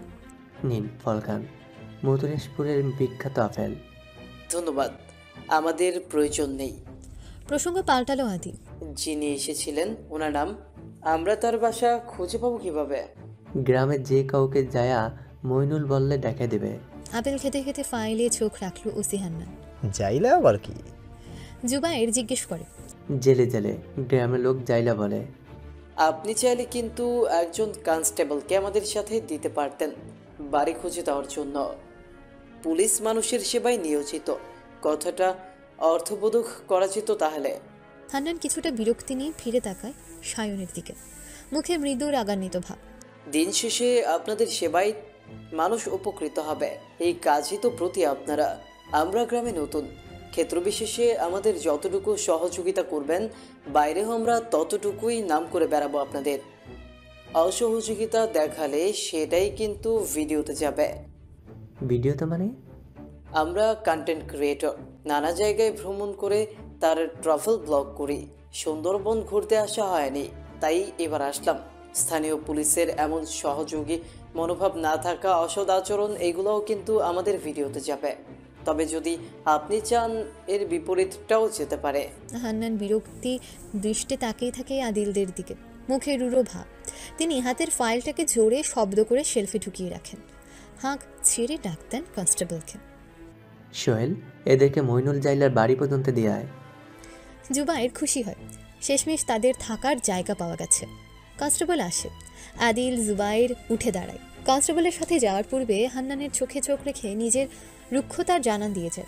টেবিলে মোটা দাগে ঘুষি পড়ল এক হাতের। আদিল জুবাইর কনস্টেবল রুম থেকে প্রস্থান করে। চোখ খোলার পরপরই নোহা নিজেকে আবিষ্কার করল এক আবদ্ধ ঘরে। তারই সামনে ফ্লোরে এদিকে সেদিকে ছড়িয়ে ছিটিয়ে আছে আরও 7-8 জন মেয়ে। তাদের মধ্যে কেউ শুয়ে ঘুমিয়ে আছে, আবার কেউ বা বসে তার দিকে অবাক দৃষ্টি নিয়ে তাকিয়ে আছে। তাদের মধ্যে কারো কারো শরীরের কাপড় ছিঁড়ে গিয়েছে, কারো শরীরে আঘাতের দাগ। নোহা শোয়া হতে উঠে বসার চেষ্টা করল, কিন্তু না, শরীরে একদম বল নেই। হাত দুটো পিছনে বাঁধা থাকায় কোনো কিছুতে ভর দিতে পারছে না। নোহার মাথা হঠাৎ ঝিম মেরে উঠল। ধপ করে আবার মুখ সে থুবড়ে পড়ল ফ্লোরে। নোহার দিকে তাকিয়ে থাকা সেই সব মেয়েদের মধ্যে একজন অস্পষ্ট স্বরে কিছু একটা বলল, তবে আহত নোহা তা বুঝতে পারেনি। নোহার ভীষণ তৃষ্ণা পেয়েছে, এমন মনে হচ্ছে সে যেন কতদিন থেকে পানি খায়নি।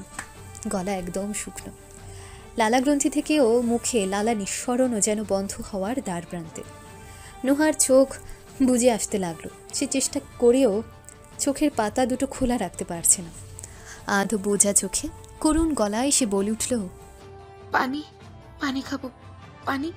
নোহার থেকে কিছুটা দূরে বসে থাকা এক মেয়ের হাঁটুর বলে উঠে দাঁড়ালো। হাঁটুতে ভার দিয়ে হেঁটে কোনো মতো এগিয়ে আসতে থাকলো নোহার কাছে।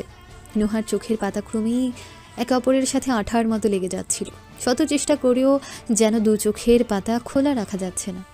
নোহার পাশে এসে সেই মেয়ে বসলো, বাঁধা হাত দিয়ে নোহাকে নাড়িয়ে দিল। নোহার গায়ে এখনও সেই বিয়ের শাড়ি, শুধু গায়ে নেই কোনো গহনা। পানি খাইবা? এই ফুজুরি, পানির গ্লাসটা কি লইয়া গেছে? সেই মেয়ে অন্য এক মেয়েকে উদ্দেশ্য করে বলল, না, লয় নাই।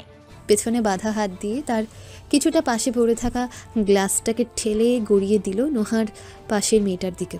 নোহার পাশে সে মধ্যবয়স্ক মেয়েটা গ্লাসটা হাতে নেয়, হাঁটুর বলে উঠে দাঁড়িয়ে নোহাকে ছেড়ে হাত পাঁচেক সামনে এগিয়ে যায়। সেখানে একটা মাঝারি আকারের বালতি রাখা। খুব কষ্টে কোনো মতে সেই বালতি থেকে হাফ গ্লাসের মতন পানি তুলতে পারলো পেছনে বাঁধা দুই হাত দিয়ে। সে পানিটুকু নিয়ে মেয়েটা হাঁটুর বলে আবার হেঁটে হেঁটে নোহার কাছে আসলো। নোহার বিপরীতে মুখ করে বসলো। আন্দাজ মতো গ্লাসের পানি নোহার মুখের নিকট ধরে পানির প্রবাহ বাড়াতে লাগলো। ধীরে ধীরে পানি এসে পড়ল নোহার দুই ঠোঁটে। নোহার শুকনো দুই ঠোঁট পানিতে ভিজে যায়। পানির উপস্থিতি পেয়ে ঠোঁট দুটো ধীরে ধীরে মেলে যায়। গ্লাস ধরে থাকা মেয়েটা পানির প্রবাহ ধীরে ধীরে আরও খানিকটা বাড়িয়ে দেয়। নোহা তার ঠোঁট দুটো গ্লাসের স্পর্শে এনে পানি পান করে। কয়েক ফোঁটা পানি নোহার গাল বেয়ে নিচেও পড়ে যেতে থাকে। হঠাৎ দরজা খোলার শব্দ। চমকে উঠল ঘরের মধ্যে সজাগ থাকা প্রত্যেকটা মেয়ের হৃৎপিণ্ড। নোহার মুখে গ্লাস ধরে থাকা মেয়েটার হাত থেকে গ্লাস পড়ে যায়। গ্লাসে থাকা পানি ছড়িয়ে যায় ফ্লোরের একাংশ জুড়ে। ভয় ভয়ে চোখ নিয়ে সেই মেয়েটা সহ বাকিরা ফিরে তাকায় দরজার দিকে। আজ কার অত্যাচারিত হবার পালা? কে হবেই নরপশুদের নতুন শিকার? ঘরে থাকা প্রত্যেকটা প্রাণে যেন খাঁচায় বন্দি পাখির মতন ছটফট করতে শুরু করেছে।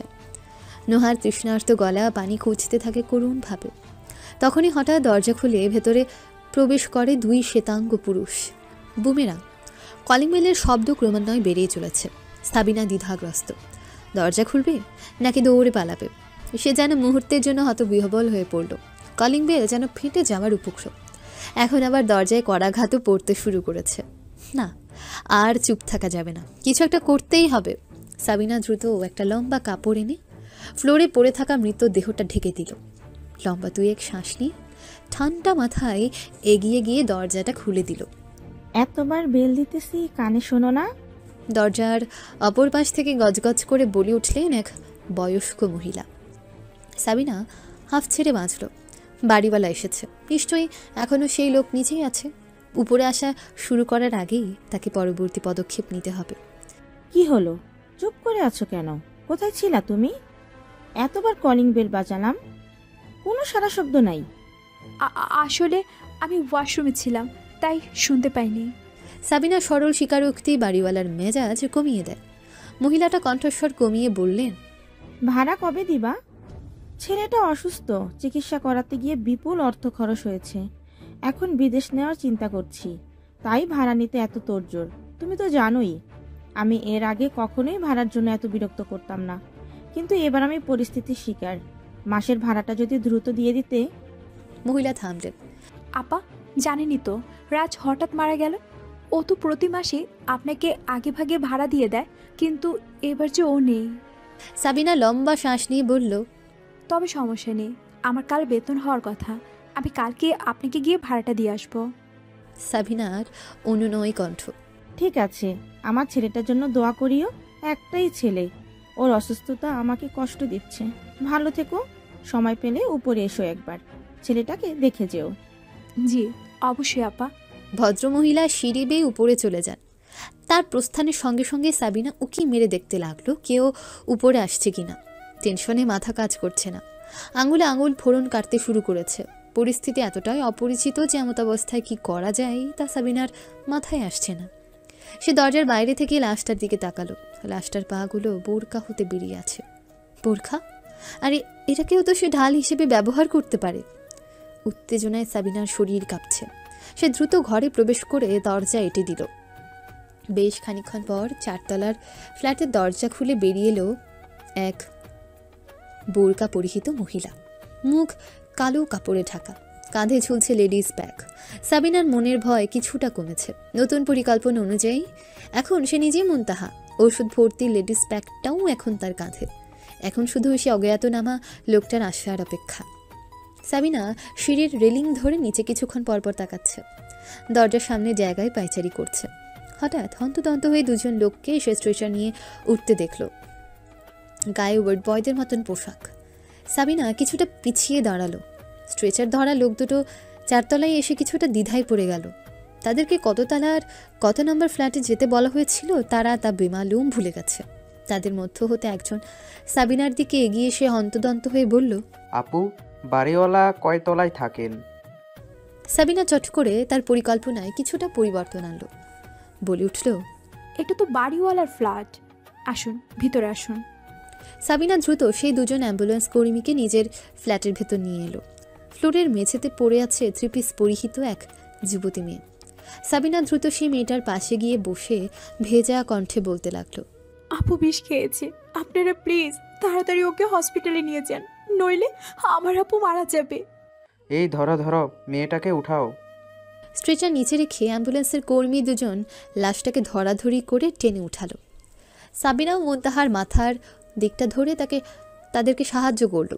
লাশ জায়গা মতো রাখতে সাবিনা একটা লম্বা চাদর দিয়ে মেয়েটার আপাদ মস্তক ঢেকে দিল। ফুপিয়ে কেঁদে উঠল, আপু কেন করলো এমনটা? আপু আমাদের কথা একবারও ভাবলা না তুমি? তাড়াতাড়ি চল। স্ট্রেচারে লাশ উঠিয়ে লোক দুটো 2 প্রান্ত ধরে দ্রুত নিয়ে যেতে লাগলো। পিছু পিছু গেল সাবিনা। 4 তলা থেকে নামার সময় বোরকা পরিহিত সাবিনার নজরে পড়ল সে কালো পাঞ্জাবি পরা লোকটা। মুনতাহার খোঁজে সে এখন উপরে যাচ্ছে। সাবিনা লোকটাকে স্বাভাবিকভাবে পাশ কাটিয়ে চলে গেল। গ্লোরিয়াস মুন অ্যাপার্টমেন্টের নিচ থেকে বেরিয়ে এলো ওয়ার্ড বয় দুজন, পেছনে সাবিনা। তারা সবাই থামল। সিঁড়িতেই নামার সময় যুবতী নারীর দেহ স্ট্রেচারের একপাশে ঢলে পড়েছে। তারা স্ট্রেচার নামিয়ে লাশটাকে ভালোভাবে রাখতে লাগলো। সাবিনা মেইন গেট থেকে বেরিয়ে চোখ রাখলো কিছুটা সামনে দাঁড়িয়ে থাকা মাইক্রোবাসের উপর। স্বচ্ছ গ্লাস হওয়ায় ভেতরের সব দূর থেকে বোঝা যাচ্ছে। ভেতরে শুধু ড্রাইভারকে দেখা গেছে। এর মানে এরা সর্বমোট 3 জন এখানে এসেছিল। সাবিনা হঠাৎ অ্যাম্বুলেন্স কর্মীদের কথোপকথন শুনতে পায়।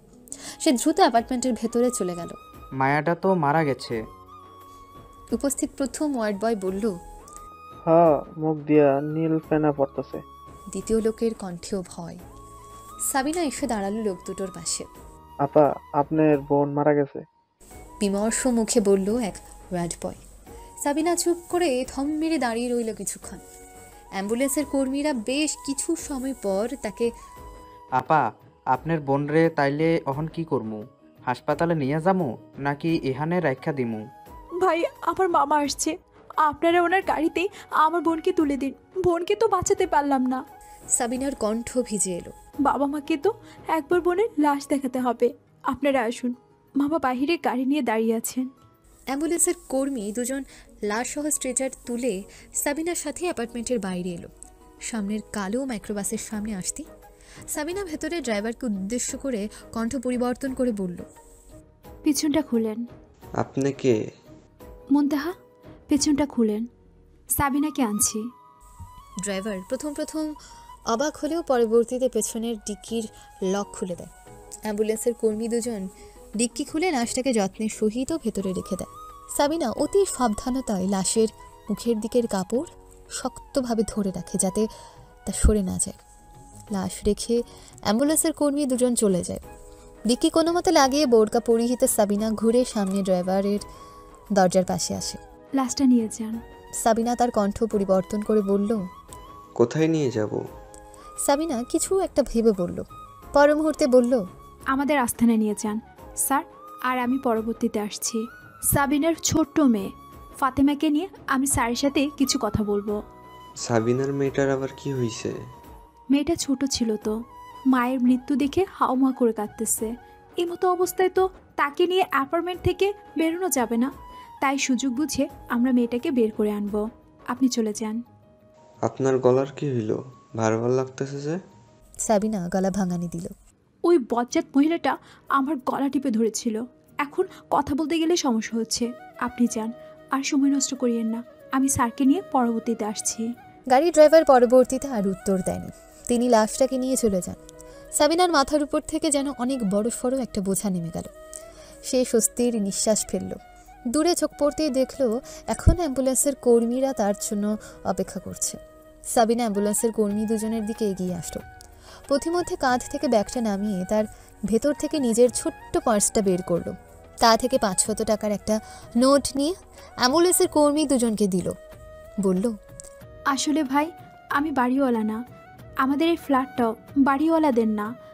আমার আপু হঠাৎ বিষ খেয়ে ফেলেছিল, তাই আপনাদেরকে দেখে মিথ্যে বলে একটু সাহায্য নেওয়ার চেষ্টা করেছি। কিছু মনে করবেন না দয়া করে, এটা আপনাদের পারিশ্রমিক। আসল বাড়িওয়ালা 6 তলায় থাকেন। আপনারা তাড়াতাড়ি যান, হয়তো তার ছেলে অসুস্থ। আপনারা তার ছেলেকে নিয়ে দ্রুত হসপিটালে অ্যাডমিট করুন। অ্যাম্বুলেন্স কর্মী দুজন তাজ্জব বনে যায়। তারা দ্রুত টাকাটা গ্রহণ করে মুহূর্তেই ছুটে যায় সিঁড়ির দিকে। সাবিনাও অ্যাপার্টমেন্টের ভেতরে আসলো। নিচে দারোয়ান নেই, হয়তো বাড়িওয়ালা তাকেও ডেকে পাঠিয়েছে উপরে। সাবিনার চিন্তা হতে লাগলো ফাতেমাকে নিয়ে। মেয়েটাকে একলা ঘর বন্দি করে রেখেছে সে, তার হাতে তো আর কোনো বিকল্পও ছিল না। হঠাৎ ফোনের রিংয়ের শব্দে ঘোর ভাঙে সাবিনার। সে ব্যাগ থেকে মুনতাহার ফোনটা বের করে দেখলো আবার সেই লোকের কল। সাবিনা কল রিসিভ করলো না, অপেক্ষা করলো কল নিজে থেকে কাটার জন্য। কল কেটে গেল। সে ছোট্ট এক খুদে বার্তা লিখে পাঠালো সেই লোকটাকে। আপনি নিচে আসুন, আমি ফাতেমাকে নিয়ে চলে এসেছি। খুদে বার্তা পৌঁছানোর কিছুক্ষণ পর আবারও সেই লোকটা মুনতাহার ফোনে কল করলো। যথারীতি এবারও সাবিনা কলটা এড়িয়ে গেল। কল নিজে থেকে কেটে যেতে সাবিনা আবারও এক খুদে বার্তা পাঠালো সেই লোকের নাম্বারে। নিচে অনেক লোক, আমি ফোন ধরতে পারছি না, আপনি নিচে আসুন, ছোট্ট একটা মেয়ে সাথেই আছে আমার। ফিরতি এক খুদে বার্তা এলো লোকটার পক্ষ থেকে। নিচে কখন গেলে? দেখলাম না তো। কিছুক্ষণ আগে এসেছি, আপনি নিচে আসুন। সাবিনা খুদে বার্তা পাঠালো। পরবর্তীতে ফিরতি কোনো খুদে বার্তা এলো না। এর মানে লোকটা এবার নিচে নামতে শুরু করেছে। সাবিনা সিঁড়ির পাশে এক দেয়ালের পেছনে গিয়ে আড়াল হলো। মুনতাহার ব্যাগটা কাঁধ থেকে নামিয়ে সেখান থেকে সিরিঞ্জ ও কিছু শিশি বের করলো। সবগুলোর গায়ে একই লেখা, হেপাটাইটিস বি। তার মানে সবগুলোর ভেতরেই বিষাক্ত তরল আছে। একটা নতুন সিরিঞ্জে সাবিনা শিশি থেকে তরল ভরে নিল। নীল রঙের এক তরল, যা শরীরে প্রবেশ করলে মৃত্যু সুনিশ্চিত। সিরিঞ্জ বাদে বাকি সবকিছু লেডিস ব্যাগে ঢুকিয়ে রাখলো। বুট জুতোর আওয়াজ শোনা যাচ্ছে। লোকটা বোধহয় এসে গেছে। সাবিনা দেয়ালের সাথে চেপে গিয়ে এক চোখ বের করে দেখল। হ্যাঁ, কালো পাঞ্জাবি পরা লোকটা এসেছে। খালি শেষ কয়েক কদম নামা বাকি তার। সাবিনা বসে পড়ল। মুষ্টিমেয় হাতে ইঞ্জেকশন উঁচিয়ে ধরল। 3, 2, 1। লোকটা মেঝেতে পা ফেলতেই তড়িৎ গতিতে লোকটার পায়ে ইঞ্জেকশন বিধিয়ে দিল সাবিনা। লোকটা এক পলকের জন্য নিচে তাকায়। সাবিনা ইঞ্জেকশন পুশ করে দেয়। এক শিশি নীল ভোমরা প্রবেশ করে লোকটার চামড়ার অভ্যন্তরে। লোকটা পরবর্তী পদক্ষেপ নেওয়ার আগেই সাবিনা ধাক্কা মেরে লোকটাকে দূরে ফেলে দেয়। লোকটা ছিটকে পড়ে হাত 5 দূরে। সে পায়ের দিকে তাকায়, এখনও সিরিঞ্জের সুই তার পায়ে বিধে দাঁড়িয়ে আছে। সে দ্রুত ইঞ্জেকশন বের করে ফেলে দেয়। মুহূর্তেই তার চোখ মুখে রূঢ়তাই ছেয়ে যায়। সে দৌড়ে আসবে, হোমনি সাবিনা চিৎকার শুরু করে দেয়, চোর চোর, আমার কানের দুল চুরি করেছে, চোর। এবং সাথে সাথে কানে হাত চিপে সে আহাজারি করে কান্নায় ভেঙে পড়ে। মূল ফটকের সম্পূর্ণটা খোলা থাকায় সাবিনার আর্তনাদ আর কান্না শুনতে পায় কিছু পথচারী। তারা দৌড়ে ভেতরে আসে। লোকটা সাবিনার উপর হামলে পড়ার সাহস পেল না। সে উল্টে উঠে দৌড়ে পালাতে লাগলো। ভেতর থেকে এক লোককে দৌড়ে যেতে দেখে উৎসুক পথচারী চোর ভেবে পিছু নিল তার। লোকটা প্রাণপণে ছুটতে ছুটতে এক পর্যায়ে তার শরীর কাঁপতে লাগলো। শরীরে খিঁচুনি দিতে শুরু করেছে। সে দ্রুত রাস্তার পাশে থাকা এক সিএনজিতে চড়ে বসল। সিএনজি চালক লোকটাকে যাত্রী ভেবে সিএনজি ছুটাতে লাগলো। বিক্ষুব্ধ পথচারী অনেক দৌড়েও নাগাল পেল না সে চোরের। সিএনজি চলছে। বেশ অনেকটা পথ পেরিয়ে উত্তরে 11 নং সেক্টর থেকে বের হয়ে কামার পাড়ার দিকে ছুটছে সিএনজির চাকা। সিএনজি চালককে ঠিকানা বলতে পারলেও লোকটার অবস্থা এখন ভালো না। সে নিশ্চিত সাবিনা মারা যায়নি, উল্টো তাদের মুনতাহা সাবিনার হাতে শহীদ হয়েছে। বুমেরাঙের শিকার হয়েছে সে। অন্যকে মৃত্যু উপহার দিতে চাওয়া আজ তার নিজের মৃত্যুর কারণ। সময় গড়িয়ে হয়েছে বিকেল। গ্লোরিয়াস মুন অ্যাপার্টমেন্ট থেকে বেরিয়ে এলো সাবিনা। তার গায়ে এখন পরিষ্কার নিজস্ব বোরখা, কাঁধে নিজের লেডিস ব্যাগ। তার হাত ধরে রয়েছে ছোট্ট ফাতেমা, তার চোখ মুখে কিছুটা ভয়ের ছাপ। সাবিনা একটা সিএনজি দাঁড় করালো। কিছুদিনের জন্য সে এ বাসা থেকে দূরে কোথাও আশ্রয় নেবে। গ্লোরিয়াস মুন আপাতত তার জন্য বিপজ্জনক। সিএনজিতে উঠতেই তার পূর্ণ গতি নিয়ে মিলিয়ে যায় বাকি গাড়িগুলোর মাঝে। পশ্চিম আকাশে ঢলে পড়ল গধূলি বেলার সূর্য। টিনের চালে বৃষ্টি পড়ছে, ঝুম বৃষ্টি। মাঝে মাঝে দূরে কোথাও মাছ পড়ার আওয়াজ যেন ঘরকে কাঁপিয়ে তুলছে। সময়টা বোধহয় সন্ধে। দিনের আলোর কোনো উপস্থিত না থাকায় আন্দাজ মতো সময়টাকে রাতের প্রথম প্রহর হিসেবে আখ্যা দিতে হচ্ছে ঘরে বন্দি থাকা মেয়েদের। নোহা, পুজো পাশাপাশি বসে রয়েছে। নোহার দুর্বলতা কিছুটা কমেছে, সে এখন অনেকটাই ভালো অনুভব করছে। ওরা আমাকে স্যালাইন দিয়েছিল? হ্যাঁ, তোমার শরীরের অবস্থা খুব খারাপ হইয়া যাইতেছিল। এই দিন জ্ঞান ফেরার পর যে পানি চাইলা, তোমারে আমি পানি খাওয়াতে গিয়া ওরা চইলা আহে, গ্লাস পইরা যায়। ওগো ভয়ে আমি তোমার এই সাইডা দূরে সইরা যাই, তুমি আবার জ্ঞান হারাও। পরে 2 দিন আর কোনো জ্ঞানই আহে নাই তোমার, তুমি মইরা যাইতে পারো। এর লাইকা ওরা ডাক্তার আনছিল, তোমারে কিসের জানি ইঞ্জেকশন দিছে, স্যালাইন দিয়া তোমারে আমার দায়িত্বে দিয়ে গেছে। আমার হাতের বাঁধন খুইলা সামনে আয়না বাইন্দা দিছে, যাতে তোমার জ্ঞান ফিরলে আমি তোমারে খাওয়াইতে পারি। ওরা কেন আমাকে বাঁচালো? আমি ওদের কাছে এত গুরুত্বপূর্ণ কেন? ওগো মাইয়া শট, সামনের কয়েকদিনের মধ্যেই আমাগরে পাচার কইরা দেব, এই লাইকাই তোমারে মরতে দেয় নাই। আমাদের পাচার করে দেবে? হ, আমাগরে ওরা পাচার কইরা দিব। ওরা আমাগরে অনেক মারছে, নির্যাতন করে। প্রতিদিন রাইতে একটা কইরা মায়েরারে উলঙ্গ কইরা চোখের জালিশ মিটায়। ওরা অনেক খারাপ। পুজোর গলা ভিজে আসছে। শারীরিক সম্পর্ক? নোহা আর বলতে পারল না। না, আমাগো লগে হেডি করে না। আমাগরে কুমারী থাকা অবস্থাতেই পাচার কইরা দিতে চায় ওরা, এতে নাকি লাভ বেশি হয়। তোমার নাম? পূজা মণ্ডল। তুমি হিন্দু? পুজো মাথা নাড়ালো, হাতের মাংসপেশি দিয়ে চোখ মুখে বলল, হ্যাঁ। এজন্যই আজ বিকালে আমি দিদি বলে ডাকছিলে না? হ্যাঁ, আমরা আমাকেও সমবয়সী, অথবা আমাকেও থেকে বড় মাইয়া গো দিদি কই। আমি নোহা, আফরোজা খানম নোহা। তুমি মুসলমান? এখানে আরো 5-6টা মুসলমান মাইয়া আছে। হিন্দু আছে নাকি আরো? হ্যাঁ আছে, আমি আর একজন। ওদের শিকারে কিভাবে পরিণত হলে? আমি মেলায় গিয়াছিলাম, মেলা থেকে ফেরার পথে ওরা আমার মুখ সাইবা জঙ্গলে টাইনা নিয়ে যায়। পরে আমার আর কিছুই মনে নাই, চোখ খোলার পর ঠিকই এই হানি বন্দি। আমাকে ওরা? নোহা থামল, তার চোখ বিস্ফোরিত। সে নিজের দিকে তাকায়, তার গায়ে বিয়ের শাড়ি। আমার বিয়ে? আমার মা, আমার বাবা, সিয়াম, ওরা এতক্ষণ আমাকে খুঁজতে খুঁজতে। না না না, আমি ওকে পাচার হয়ে যাব? আমি কি আর আমার পরিবারকে দেখতে পারবো না? নোহার চোখ দুটো ভিজে ওঠে। আমরা কেউ বাইর হইতেই পারবো না, আমাকেও সবাই এই পাচার কইরা দেবো হেরা। এ দেখো না দাগ, প্রতি রাইতে আমাগরে মোটা চামড়ার দড়ি দিয়া মারে, অনেক ব্যথা লাগে। অসহায় নোহা উপরের দিকে তাকায়, চোখ বুজে তার মনে থাকা প্রত্যেকটা কথা তার রবকে জানায়। আল্লাহ, আমায় ক্ষমা করো। আমি এখান থেকে কি আর কখনো বের হতে পারবো না? আমার জীবন এখানে মোড় নিয়ে যাবে এভাবে? আল্লাহ, আমাকে ধৈর্য দাও, আমাকে পথ দেখাও, এখান থেকে বের হওয়ার রাস্তা দেখাও। আমি চাই তুমি আমার পরীক্ষা নিচ্ছ, এই পরীক্ষায় উত্তীর্ণ হতে আমাকে তুমি সাহায্য করো। আল্লাহ, সাহায্য করো। নিশ্চয়ই মুসলিমদের তুমি ছাড়া আর অন্য কোনো সাহায্যকারী নেই।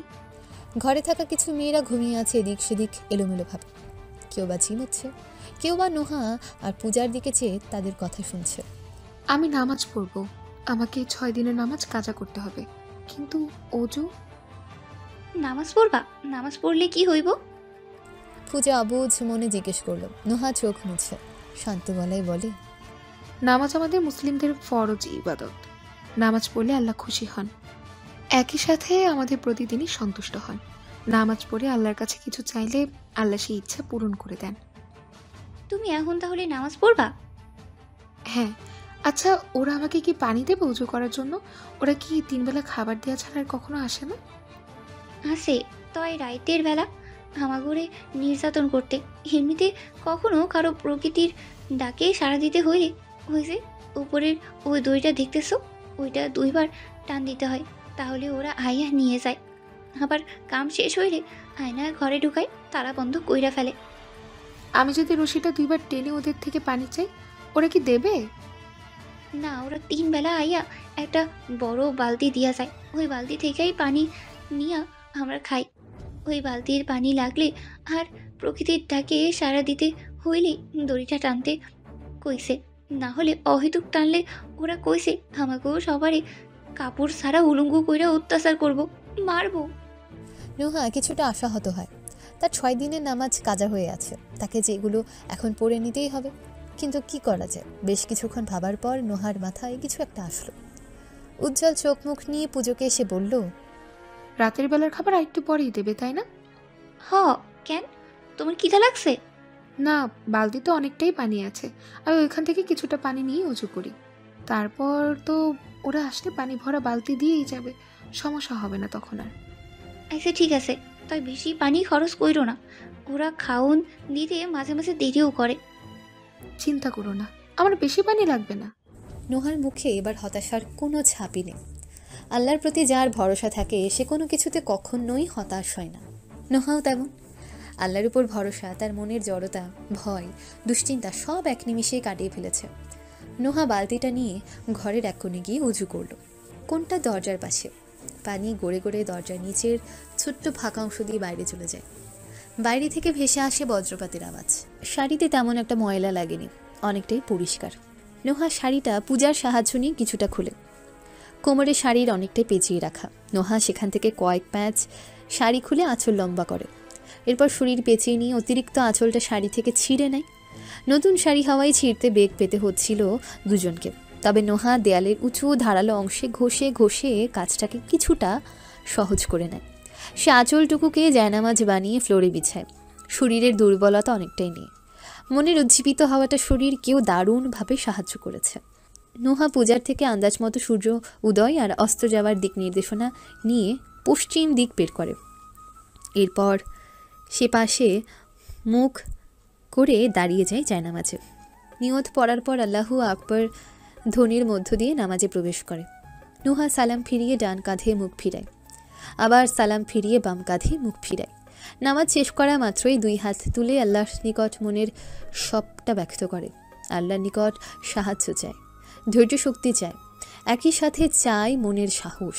সে যেন কখনো দমে না যায়, সবসময় উদ্যমী থাকতে পারে। বর্তমান সমস্যার সমাধান চেয়ে আল্লাহর নিকট দোয়ার বাক্য পাঠ করে। হঠাৎ দরজা খোলার শব্দ। কেঁপে উঠল ঘরে থাকা প্রতিটি নারী। তবে নোহার এদিকে খেয়াল নেই, সে যেন তার মন আল্লাহর নিকট সমর্পণ করেছে। চকিতে দরজার দিকে ফিরে তাকালো বাকি সবাই। যারা ঘুমাচ্ছিল তারাও জেগেছে। ঝিমোতে থাকা মেয়েদের শরীর মুহূর্তেই মেরুদণ্ড সোজা করে তাকায় দরজার দিকে। প্রত্যেকের মনে ভয়, রুহু যেন যায় অবস্থা। ঘরে প্রবেশ করল 2 বলবান শ্বেতাঙ্গ পুরুষ। তাদের একজনের হাতে একটা বড় গামলা, তাতে রয়েছে ভাত। আরেকজনের এক হাতে একটা জগ ভর্তি পাতলা ডাল। আরেক হাতে থাকা ছোট একটা স্টিলের গামলায় আলুর ভর্তা। মরিচ বেশি দেওয়ায় তা লাল বর্ণ ধারণ করেছে। তারা দুজনই হাতের জিনিসগুলো ফ্লোরে রাখল। বাইরের বৃষ্টিতে তাদের শরীর কিছুটা ভিজেছে, সাথে করে আনা খাবারগুলোতেও বৃষ্টির পানি পড়েছে। পেছনের খোলা দরজা দিয়ে বিজলি চমকিয়ে ওঠার আলোয় ঘর আলোকিত হয়ে ওঠে। দুজনই এসে মেয়েদের গুনতে শুরু করে দুপাশ থেকে। একজন গুনতে গুনতে হঠাৎ দেখে এক মেয়ে নামাজের ভঙ্গিমায় বসে হাত তুলে দোয়া করছে। সে ভ্রু কুচকায়, সাথে অবাকও হয়। দ্রুত পায়ে এগিয়ে যায় নামাজে বসা সে মেয়েটার দিকে। পূজার চোখে মুখে ভয় বাড়ছে। লোকটাকে নোহার দিকে তেড়ে আসছে। নোহা এখনও পুরোপুরি সুস্থ নয়। এই অবস্থায় যদি তাকে ওরা মারে? পূজা হাত দিয়ে ফ্লোরে শব্দ করে নোহাকে ইঙ্গিত দিতে থাকে, কিন্তু নোহার কান অবধি তা পৌঁছই না। সে চোখ বুজে হাত তুলে দোয়ায় মগ্ন। লোকটা এসে নোহার পাশে দাঁড়ালো, কড়া গলায় বলল, কিরে তুই কি করতাছস? কোনো উত্তর এলো না। নোহা নিজের দোয়ায় মগ্ন। শ্বেতাঙ্গ পুরুষ দুটো পরস্পরের দিকে চাওয়াচাই করলো। নোহা পাশে দাঁড়ালেও লোকটা আবার বলল, শরীর একটু সুস্থ হতে না হতেই এসব শুরু করে দিছোস। নুহার দোয়া করা শেষ হয়। সে হাত উঠিয়ে চুমু খেয়ে পেছনে ফিরে বসে। শান্ত চোখে মুখ উঁচিয়ে তাকায় তার পাশে দাঁড়ানো বলবান পুরুষটির দিকে। হাতে তসবিহ পড়তে শুরু করে। বয়রা নাকি রে? না বোবা, উত্তর দেশ না কেন? নুহা তসবিহ পড়তে পড়তে এবার শীতল চাহনি ফেলল দূরে দাঁড়িয়ে থাকা লোকটার দিকে। রাগ উঠাস না কইলাম, সর যা ওইদিকে। ভাত দিছি, ভাত খাইয়া ঘুমা। এসব নামাজ টামাজ পইরা কিছু হইব না। পাচার হওয়ার থেকে কেউ বাঁচাইতে পারবো না। ওই তুই যতই জোরে রাখতে থাক, কোনো লাভ নাই। যা খাইতে যা বন্দি। পা দিয়ে টলিয়ে দিতে লাগলো নোহাকে। পা সরান। হিমশীতল কণ্ঠে বলল নোহা। পূজা ভয়ে অসাড়। নোহা এমন কেন করছে? কি কইলি তুই? আর একবার কত? হেলে বসল সেই লোকটা। নোহার কাঁধে হাত দিতে নোহা তার দিকে ফিরে থুতু ছুড়ল তার মুখে। ময়লা দেখলে থুতু ফেলতে হয়, কথার বলি না। লোকটার এমন কাণ্ডে পুরোই হতবাক বনে যায়। নোহা জায়নামাজ ছেড়ে উঠে দাঁড়ালো। জায়নামাজ ভাঁজ করতে করতে ঘৃণা ভরা দৃষ্টিতে তাকিয়ে থাকলো লোকটার দিকে। লোকটা চিৎকার করে বলে উঠল, বান্দিরে বাচ্চা, তুই কার মুখে থুতু দেস? কার মুখে? সঙ্গে সঙ্গে উঠে দাঁড়িয়ে নোহার দিকে তেড়ে আসলো লোকটা। নোহা কিছু বুঝে ওঠার আগেই তার চুলের মুঠি ধরে তাকে দেয়ালে চেপে ধরল। কিছুটা দূরে বসে থাকা পূজা আর্তনাদ করে উঠল। সাইডা দেন, হয় নতুন, হয় কিচ্ছু বুঝে না, আরে সাইডা দেন। তোর কত বড় সাহস, তুই আমার মুখে থুতু দেস? তোর এমন মায়ের মারমু জীবনে খাড়াইতে পারবি না। বান্দির বাচ্চা, তুই কার মুখে থুতু দেস? নোহার মুখে অনুতপ্ততা নেই। মুখে মুচকি হাসি এনে আবার থুতু মারল সে লোকটার মুখে। কথা বলতে থাকায় লোকটার মুখের মধ্যে ঢুকে যায় থুতু। পূজা এ দেখে ভয়ে একদম অসাড়। বাকি মেয়েদের চোখ কপালে, রক্ত লাল চোখ নিয়ে লোকটা ফিরে তাকায় নোহার দিকে। হাত উঠিয়ে জোরে এক থাপ্পড় মারতে যাবে নোহার গালে। তখনই দরজার আড়াল থেকে আওয়াজ আসে, ও অসুস্থ, মরে যাবে, মারিস না। মোশাররফকে? আমাগো গ্রামেরই পোলা, হাটে দোহান করে, মাঝে মাঝে দিন দিয়া জমিতে কাম করে। সে আপনাকে সতর্ক করেছিল? আমি যদি সেই দিন মোশাররফের কথা শুনতাম তাইলে আজ আমার মায়েটার এই অবস্থা হইতো না। ওই পালাইতেই পারতো না, ও কখনোই পালাইতে পারে না। ওর কোনো প্রেমিক নাই। আমার মায়া আল্লাহর ভীরুক ছিল, ও এমন কাম কখনোই করতে পারে না। জমিলা বেগমের গলা ভিজে আসে। টিনের চালি টুপটুপ করে পড়ছে বৃষ্টির ফোঁটা। ঝিরঝিরে বৃষ্টি যাকে বলে আর কি। সময়টা বিকেল হলেও আকাশে কালো মেঘ জমে সন্ধ্যের মতন রূপ নিয়েছে। খন্দকার বাড়ির মাটির বারান্দায় চেয়ারে বসে চা খাচ্ছে আদিল আর জুবাইর। তাদের সামনে একটা মোড়া নিয়ে বসে তাদের সাথে কথা বলছেন জমিলা বেগম। দূরে মৃদু বিজলি চমকিয়ে উঠল। মোশাররফ পরের দিন মারা যায়, তার লাশটার পরে কি হয়েছিল? আদিল জিজ্ঞেস করল। পুলিশ আইয়া নদীর পাড় থেকে লইয়া গেছিল। মনেই সন্দেহ জাগে যে আগে তাকে মোহর বিয়েতে না করতে আসা লোকটা পরের দিন লাশ হয়ে গেল। মনে খটকা লাগেনি? কিছুটা লাগছিল, তয় পরে আর বেশি কিছু ভাবি নাই। এই নিয়া মোশাররফের নিজের বইনও তো খুনি। 1 মাস আগে আমাগো স্কুলের রহমত স্যারের কোপায় মারছে। তার বোন খুনি? আদিল অবাক হলো। যে সে খুনি না স্যার, পাক্কা হাতের খুনি। মায়েরা লাশটার স্কুলের পেছনের জঙ্গলে ফালাইয়া রাইখা পালাইছিল। আজ পর্যন্ত এটা পুলিশ খুঁজতাছে। তার বোনের নাম? শর্মিলা, নোহার মতোই বয়স। তয় ওই পড়ালেখা করতো না, চেয়ারম্যান বাড়ি কামলা দিত। কাজের বুয়া? জুবাইর বলল। যেই দাও দিয়া মাস্টারে কোপাইছে ওইটা ওই চেয়ারম্যান বাড়িরই দাও। মায়েরা দাওডারের লাশ থেকে কিছুটা দূরে মাটি চাপা দিয়ে রাখছিল, পরে পুলিশ আয়া উদ্ধার করছে। নোহার বাবার সাথে চেয়ারম্যানের কি একটা ঝামেলা হয়েছিল জানি বললেন, ওই সম্পর্কে কিছু জানেন? মানে কে নিয়ে ঝামেলা হয়েছিল? আদিল বলল। আমি পরে জিগাইলাম, সরাসরি কিছু কয় নাই। তাই আমাগো পশ্চিমের জমিনা নিয়াই হয়তো কাসাল। ওই জমিটা চেয়ারম্যানগো বাড়ির ঠিক পাশের গা খাইসা লাগায়ও। ওই জমি নিয়া মেলা দিন ধইরা চেয়ারম্যানের লগে আমাগো মনোমালিন্য চলতেছিল। স্যার, হতে পারে চেয়ারম্যান লোহাকে কিডন্যাপ করেছে আর নোহার বাবাও তো মনে হয় বটি নিয়ে চেয়ারম্যানের বাড়ির দিকেই গিয়েছিল, পরে আবার ফিরে আসে নাই। নোহার বাবাকেও হয়তো তারা বন্দি করে রেখেছে। আদিলকে উদ্দেশ্য করে বলল জুবাইর। হয়তো থেকে বেরিয়ে আসতে হবে জুবাইর, শিওর না হয়ে দোষারোপ করা যাবে না। সময় নিয়ে জিনিসটাকে পর্যবেক্ষণ করতে হবে। চাচি, নোহা যে ঘরে থাকতো সেই ঘরে আমাদের থাকার ব্যবস্থা করে দিন, আমরা সেখানেই থাকবো। ওইখানে থাকবা? ওই ঘরের অবস্থা তো তেমন একটা ভালো না। বিয়ার দিনে যেই ফুল দিয়া ঘর সাজাইছিল ওই ফুল পয়সা গিয়া দেয়ালে ঝুলতাছে, তোমাকে অসুবিধা হইব। সরল কণ্ঠে বললেন জমিলা বেগম। না চাচি, আমাদের সমস্যা হবে না, আমরা দুইজন মিলে ফুলগুলো নামিয়ে নিব, আপনি চিন্তা করবেন না। আর আমাদের আসল পরিচয় কাউকে বলবেন না, আমরা কথা দিচ্ছি নোহাকে যে করেই হোক খুঁজে বের করবই। আদিল আশ্বস্ত করলো জমিলা বেগমকে। সাথে নোহার বাবাকে? জুবাইর যোগ করলো। হ্যাঁ, সাথে নোহার বাবাকে। আর আপনার ছোট ছেলেটা, ও হয়তো আমাদের ব্যাপারটা জেনেছে, ওকেও একটু বুঝিয়ে বলে দিবেন যাতে আমাদের কথা বাইরে না বলে।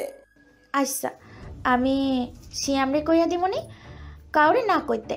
আপনারা আল্লাহর পাঠানোর ফেরস্তা হয়ে আইসেন, এত বড় পুলিশ তাও আমাকে বাড়িতে। জানেন, আমার অহনা স্বপ্নে লাগতেছে সব কিছু। আল্লাহ আল্লাহ কইরা নোহারে পায়া গেলে ওরে মামা বাড়ি পাঠাই দিব, আর এখানে রাখবো না। জমিলা বেগমের কণ্ঠে অসহায়ত্ব। আচ্ছা দিয়েন। আর চাচি, আমাদেরকে দুটো জায়নামাজের ব্যবস্থা করে দিতে পারবেন কি? আমি আর জুবাইর আজকের জোহর আর আসর পড়িনি, মাগরিবের সময় এগুলো কাজা উঠিয়ে নিতাম। আদিল বলল, অবশ্যই বাজান, নোয়ার বাপের ঘরে যাই নামাজ আছে, আমি দিতেছি, তোমরা নামাজ পড়ে নাও, তোমাকে লাগে আমি নাস্তা বানাইতেছি। মোরাদ ছেড়ে উঠে দাঁড়ালেন জমিলা বেগম। জি চাচি, বেশি কষ্ট করা লাগবে না, আমরা একবারও রাতে ভাত খাবো। আচ্ছা বাজান, ঠিক আছে। জমিলা বেগমের মুখে হাসির ছায়া পড়েছে, মনে নোহাকে ফিরে পাবার আশা। উতলা মনটা যেন এবার একটু শান্ত হয়েছে তার। জুবাইর, আজ রাত 2টার অ্যালার্ম দিয়ে রাখো। 2টা? কেন স্যার? দরকার আছে, সময় হলেই জানতে পারবে। নোহাকে খুঁজতে যাবেন তখন? না, তোমার মাথার বুদ্ধিটা রাস্তায় কোথায় পড়ে গেছে তা খুঁজতে যাব। রাত 2টায় আমি নোহাকে খুঁজতে যাব কেন? রাত 2টায় আজকে কিছু একটা ঘটবে, সেটা নিজ চোখে পরখ করার জন্যই উঠব। কি ঘটনা স্যার?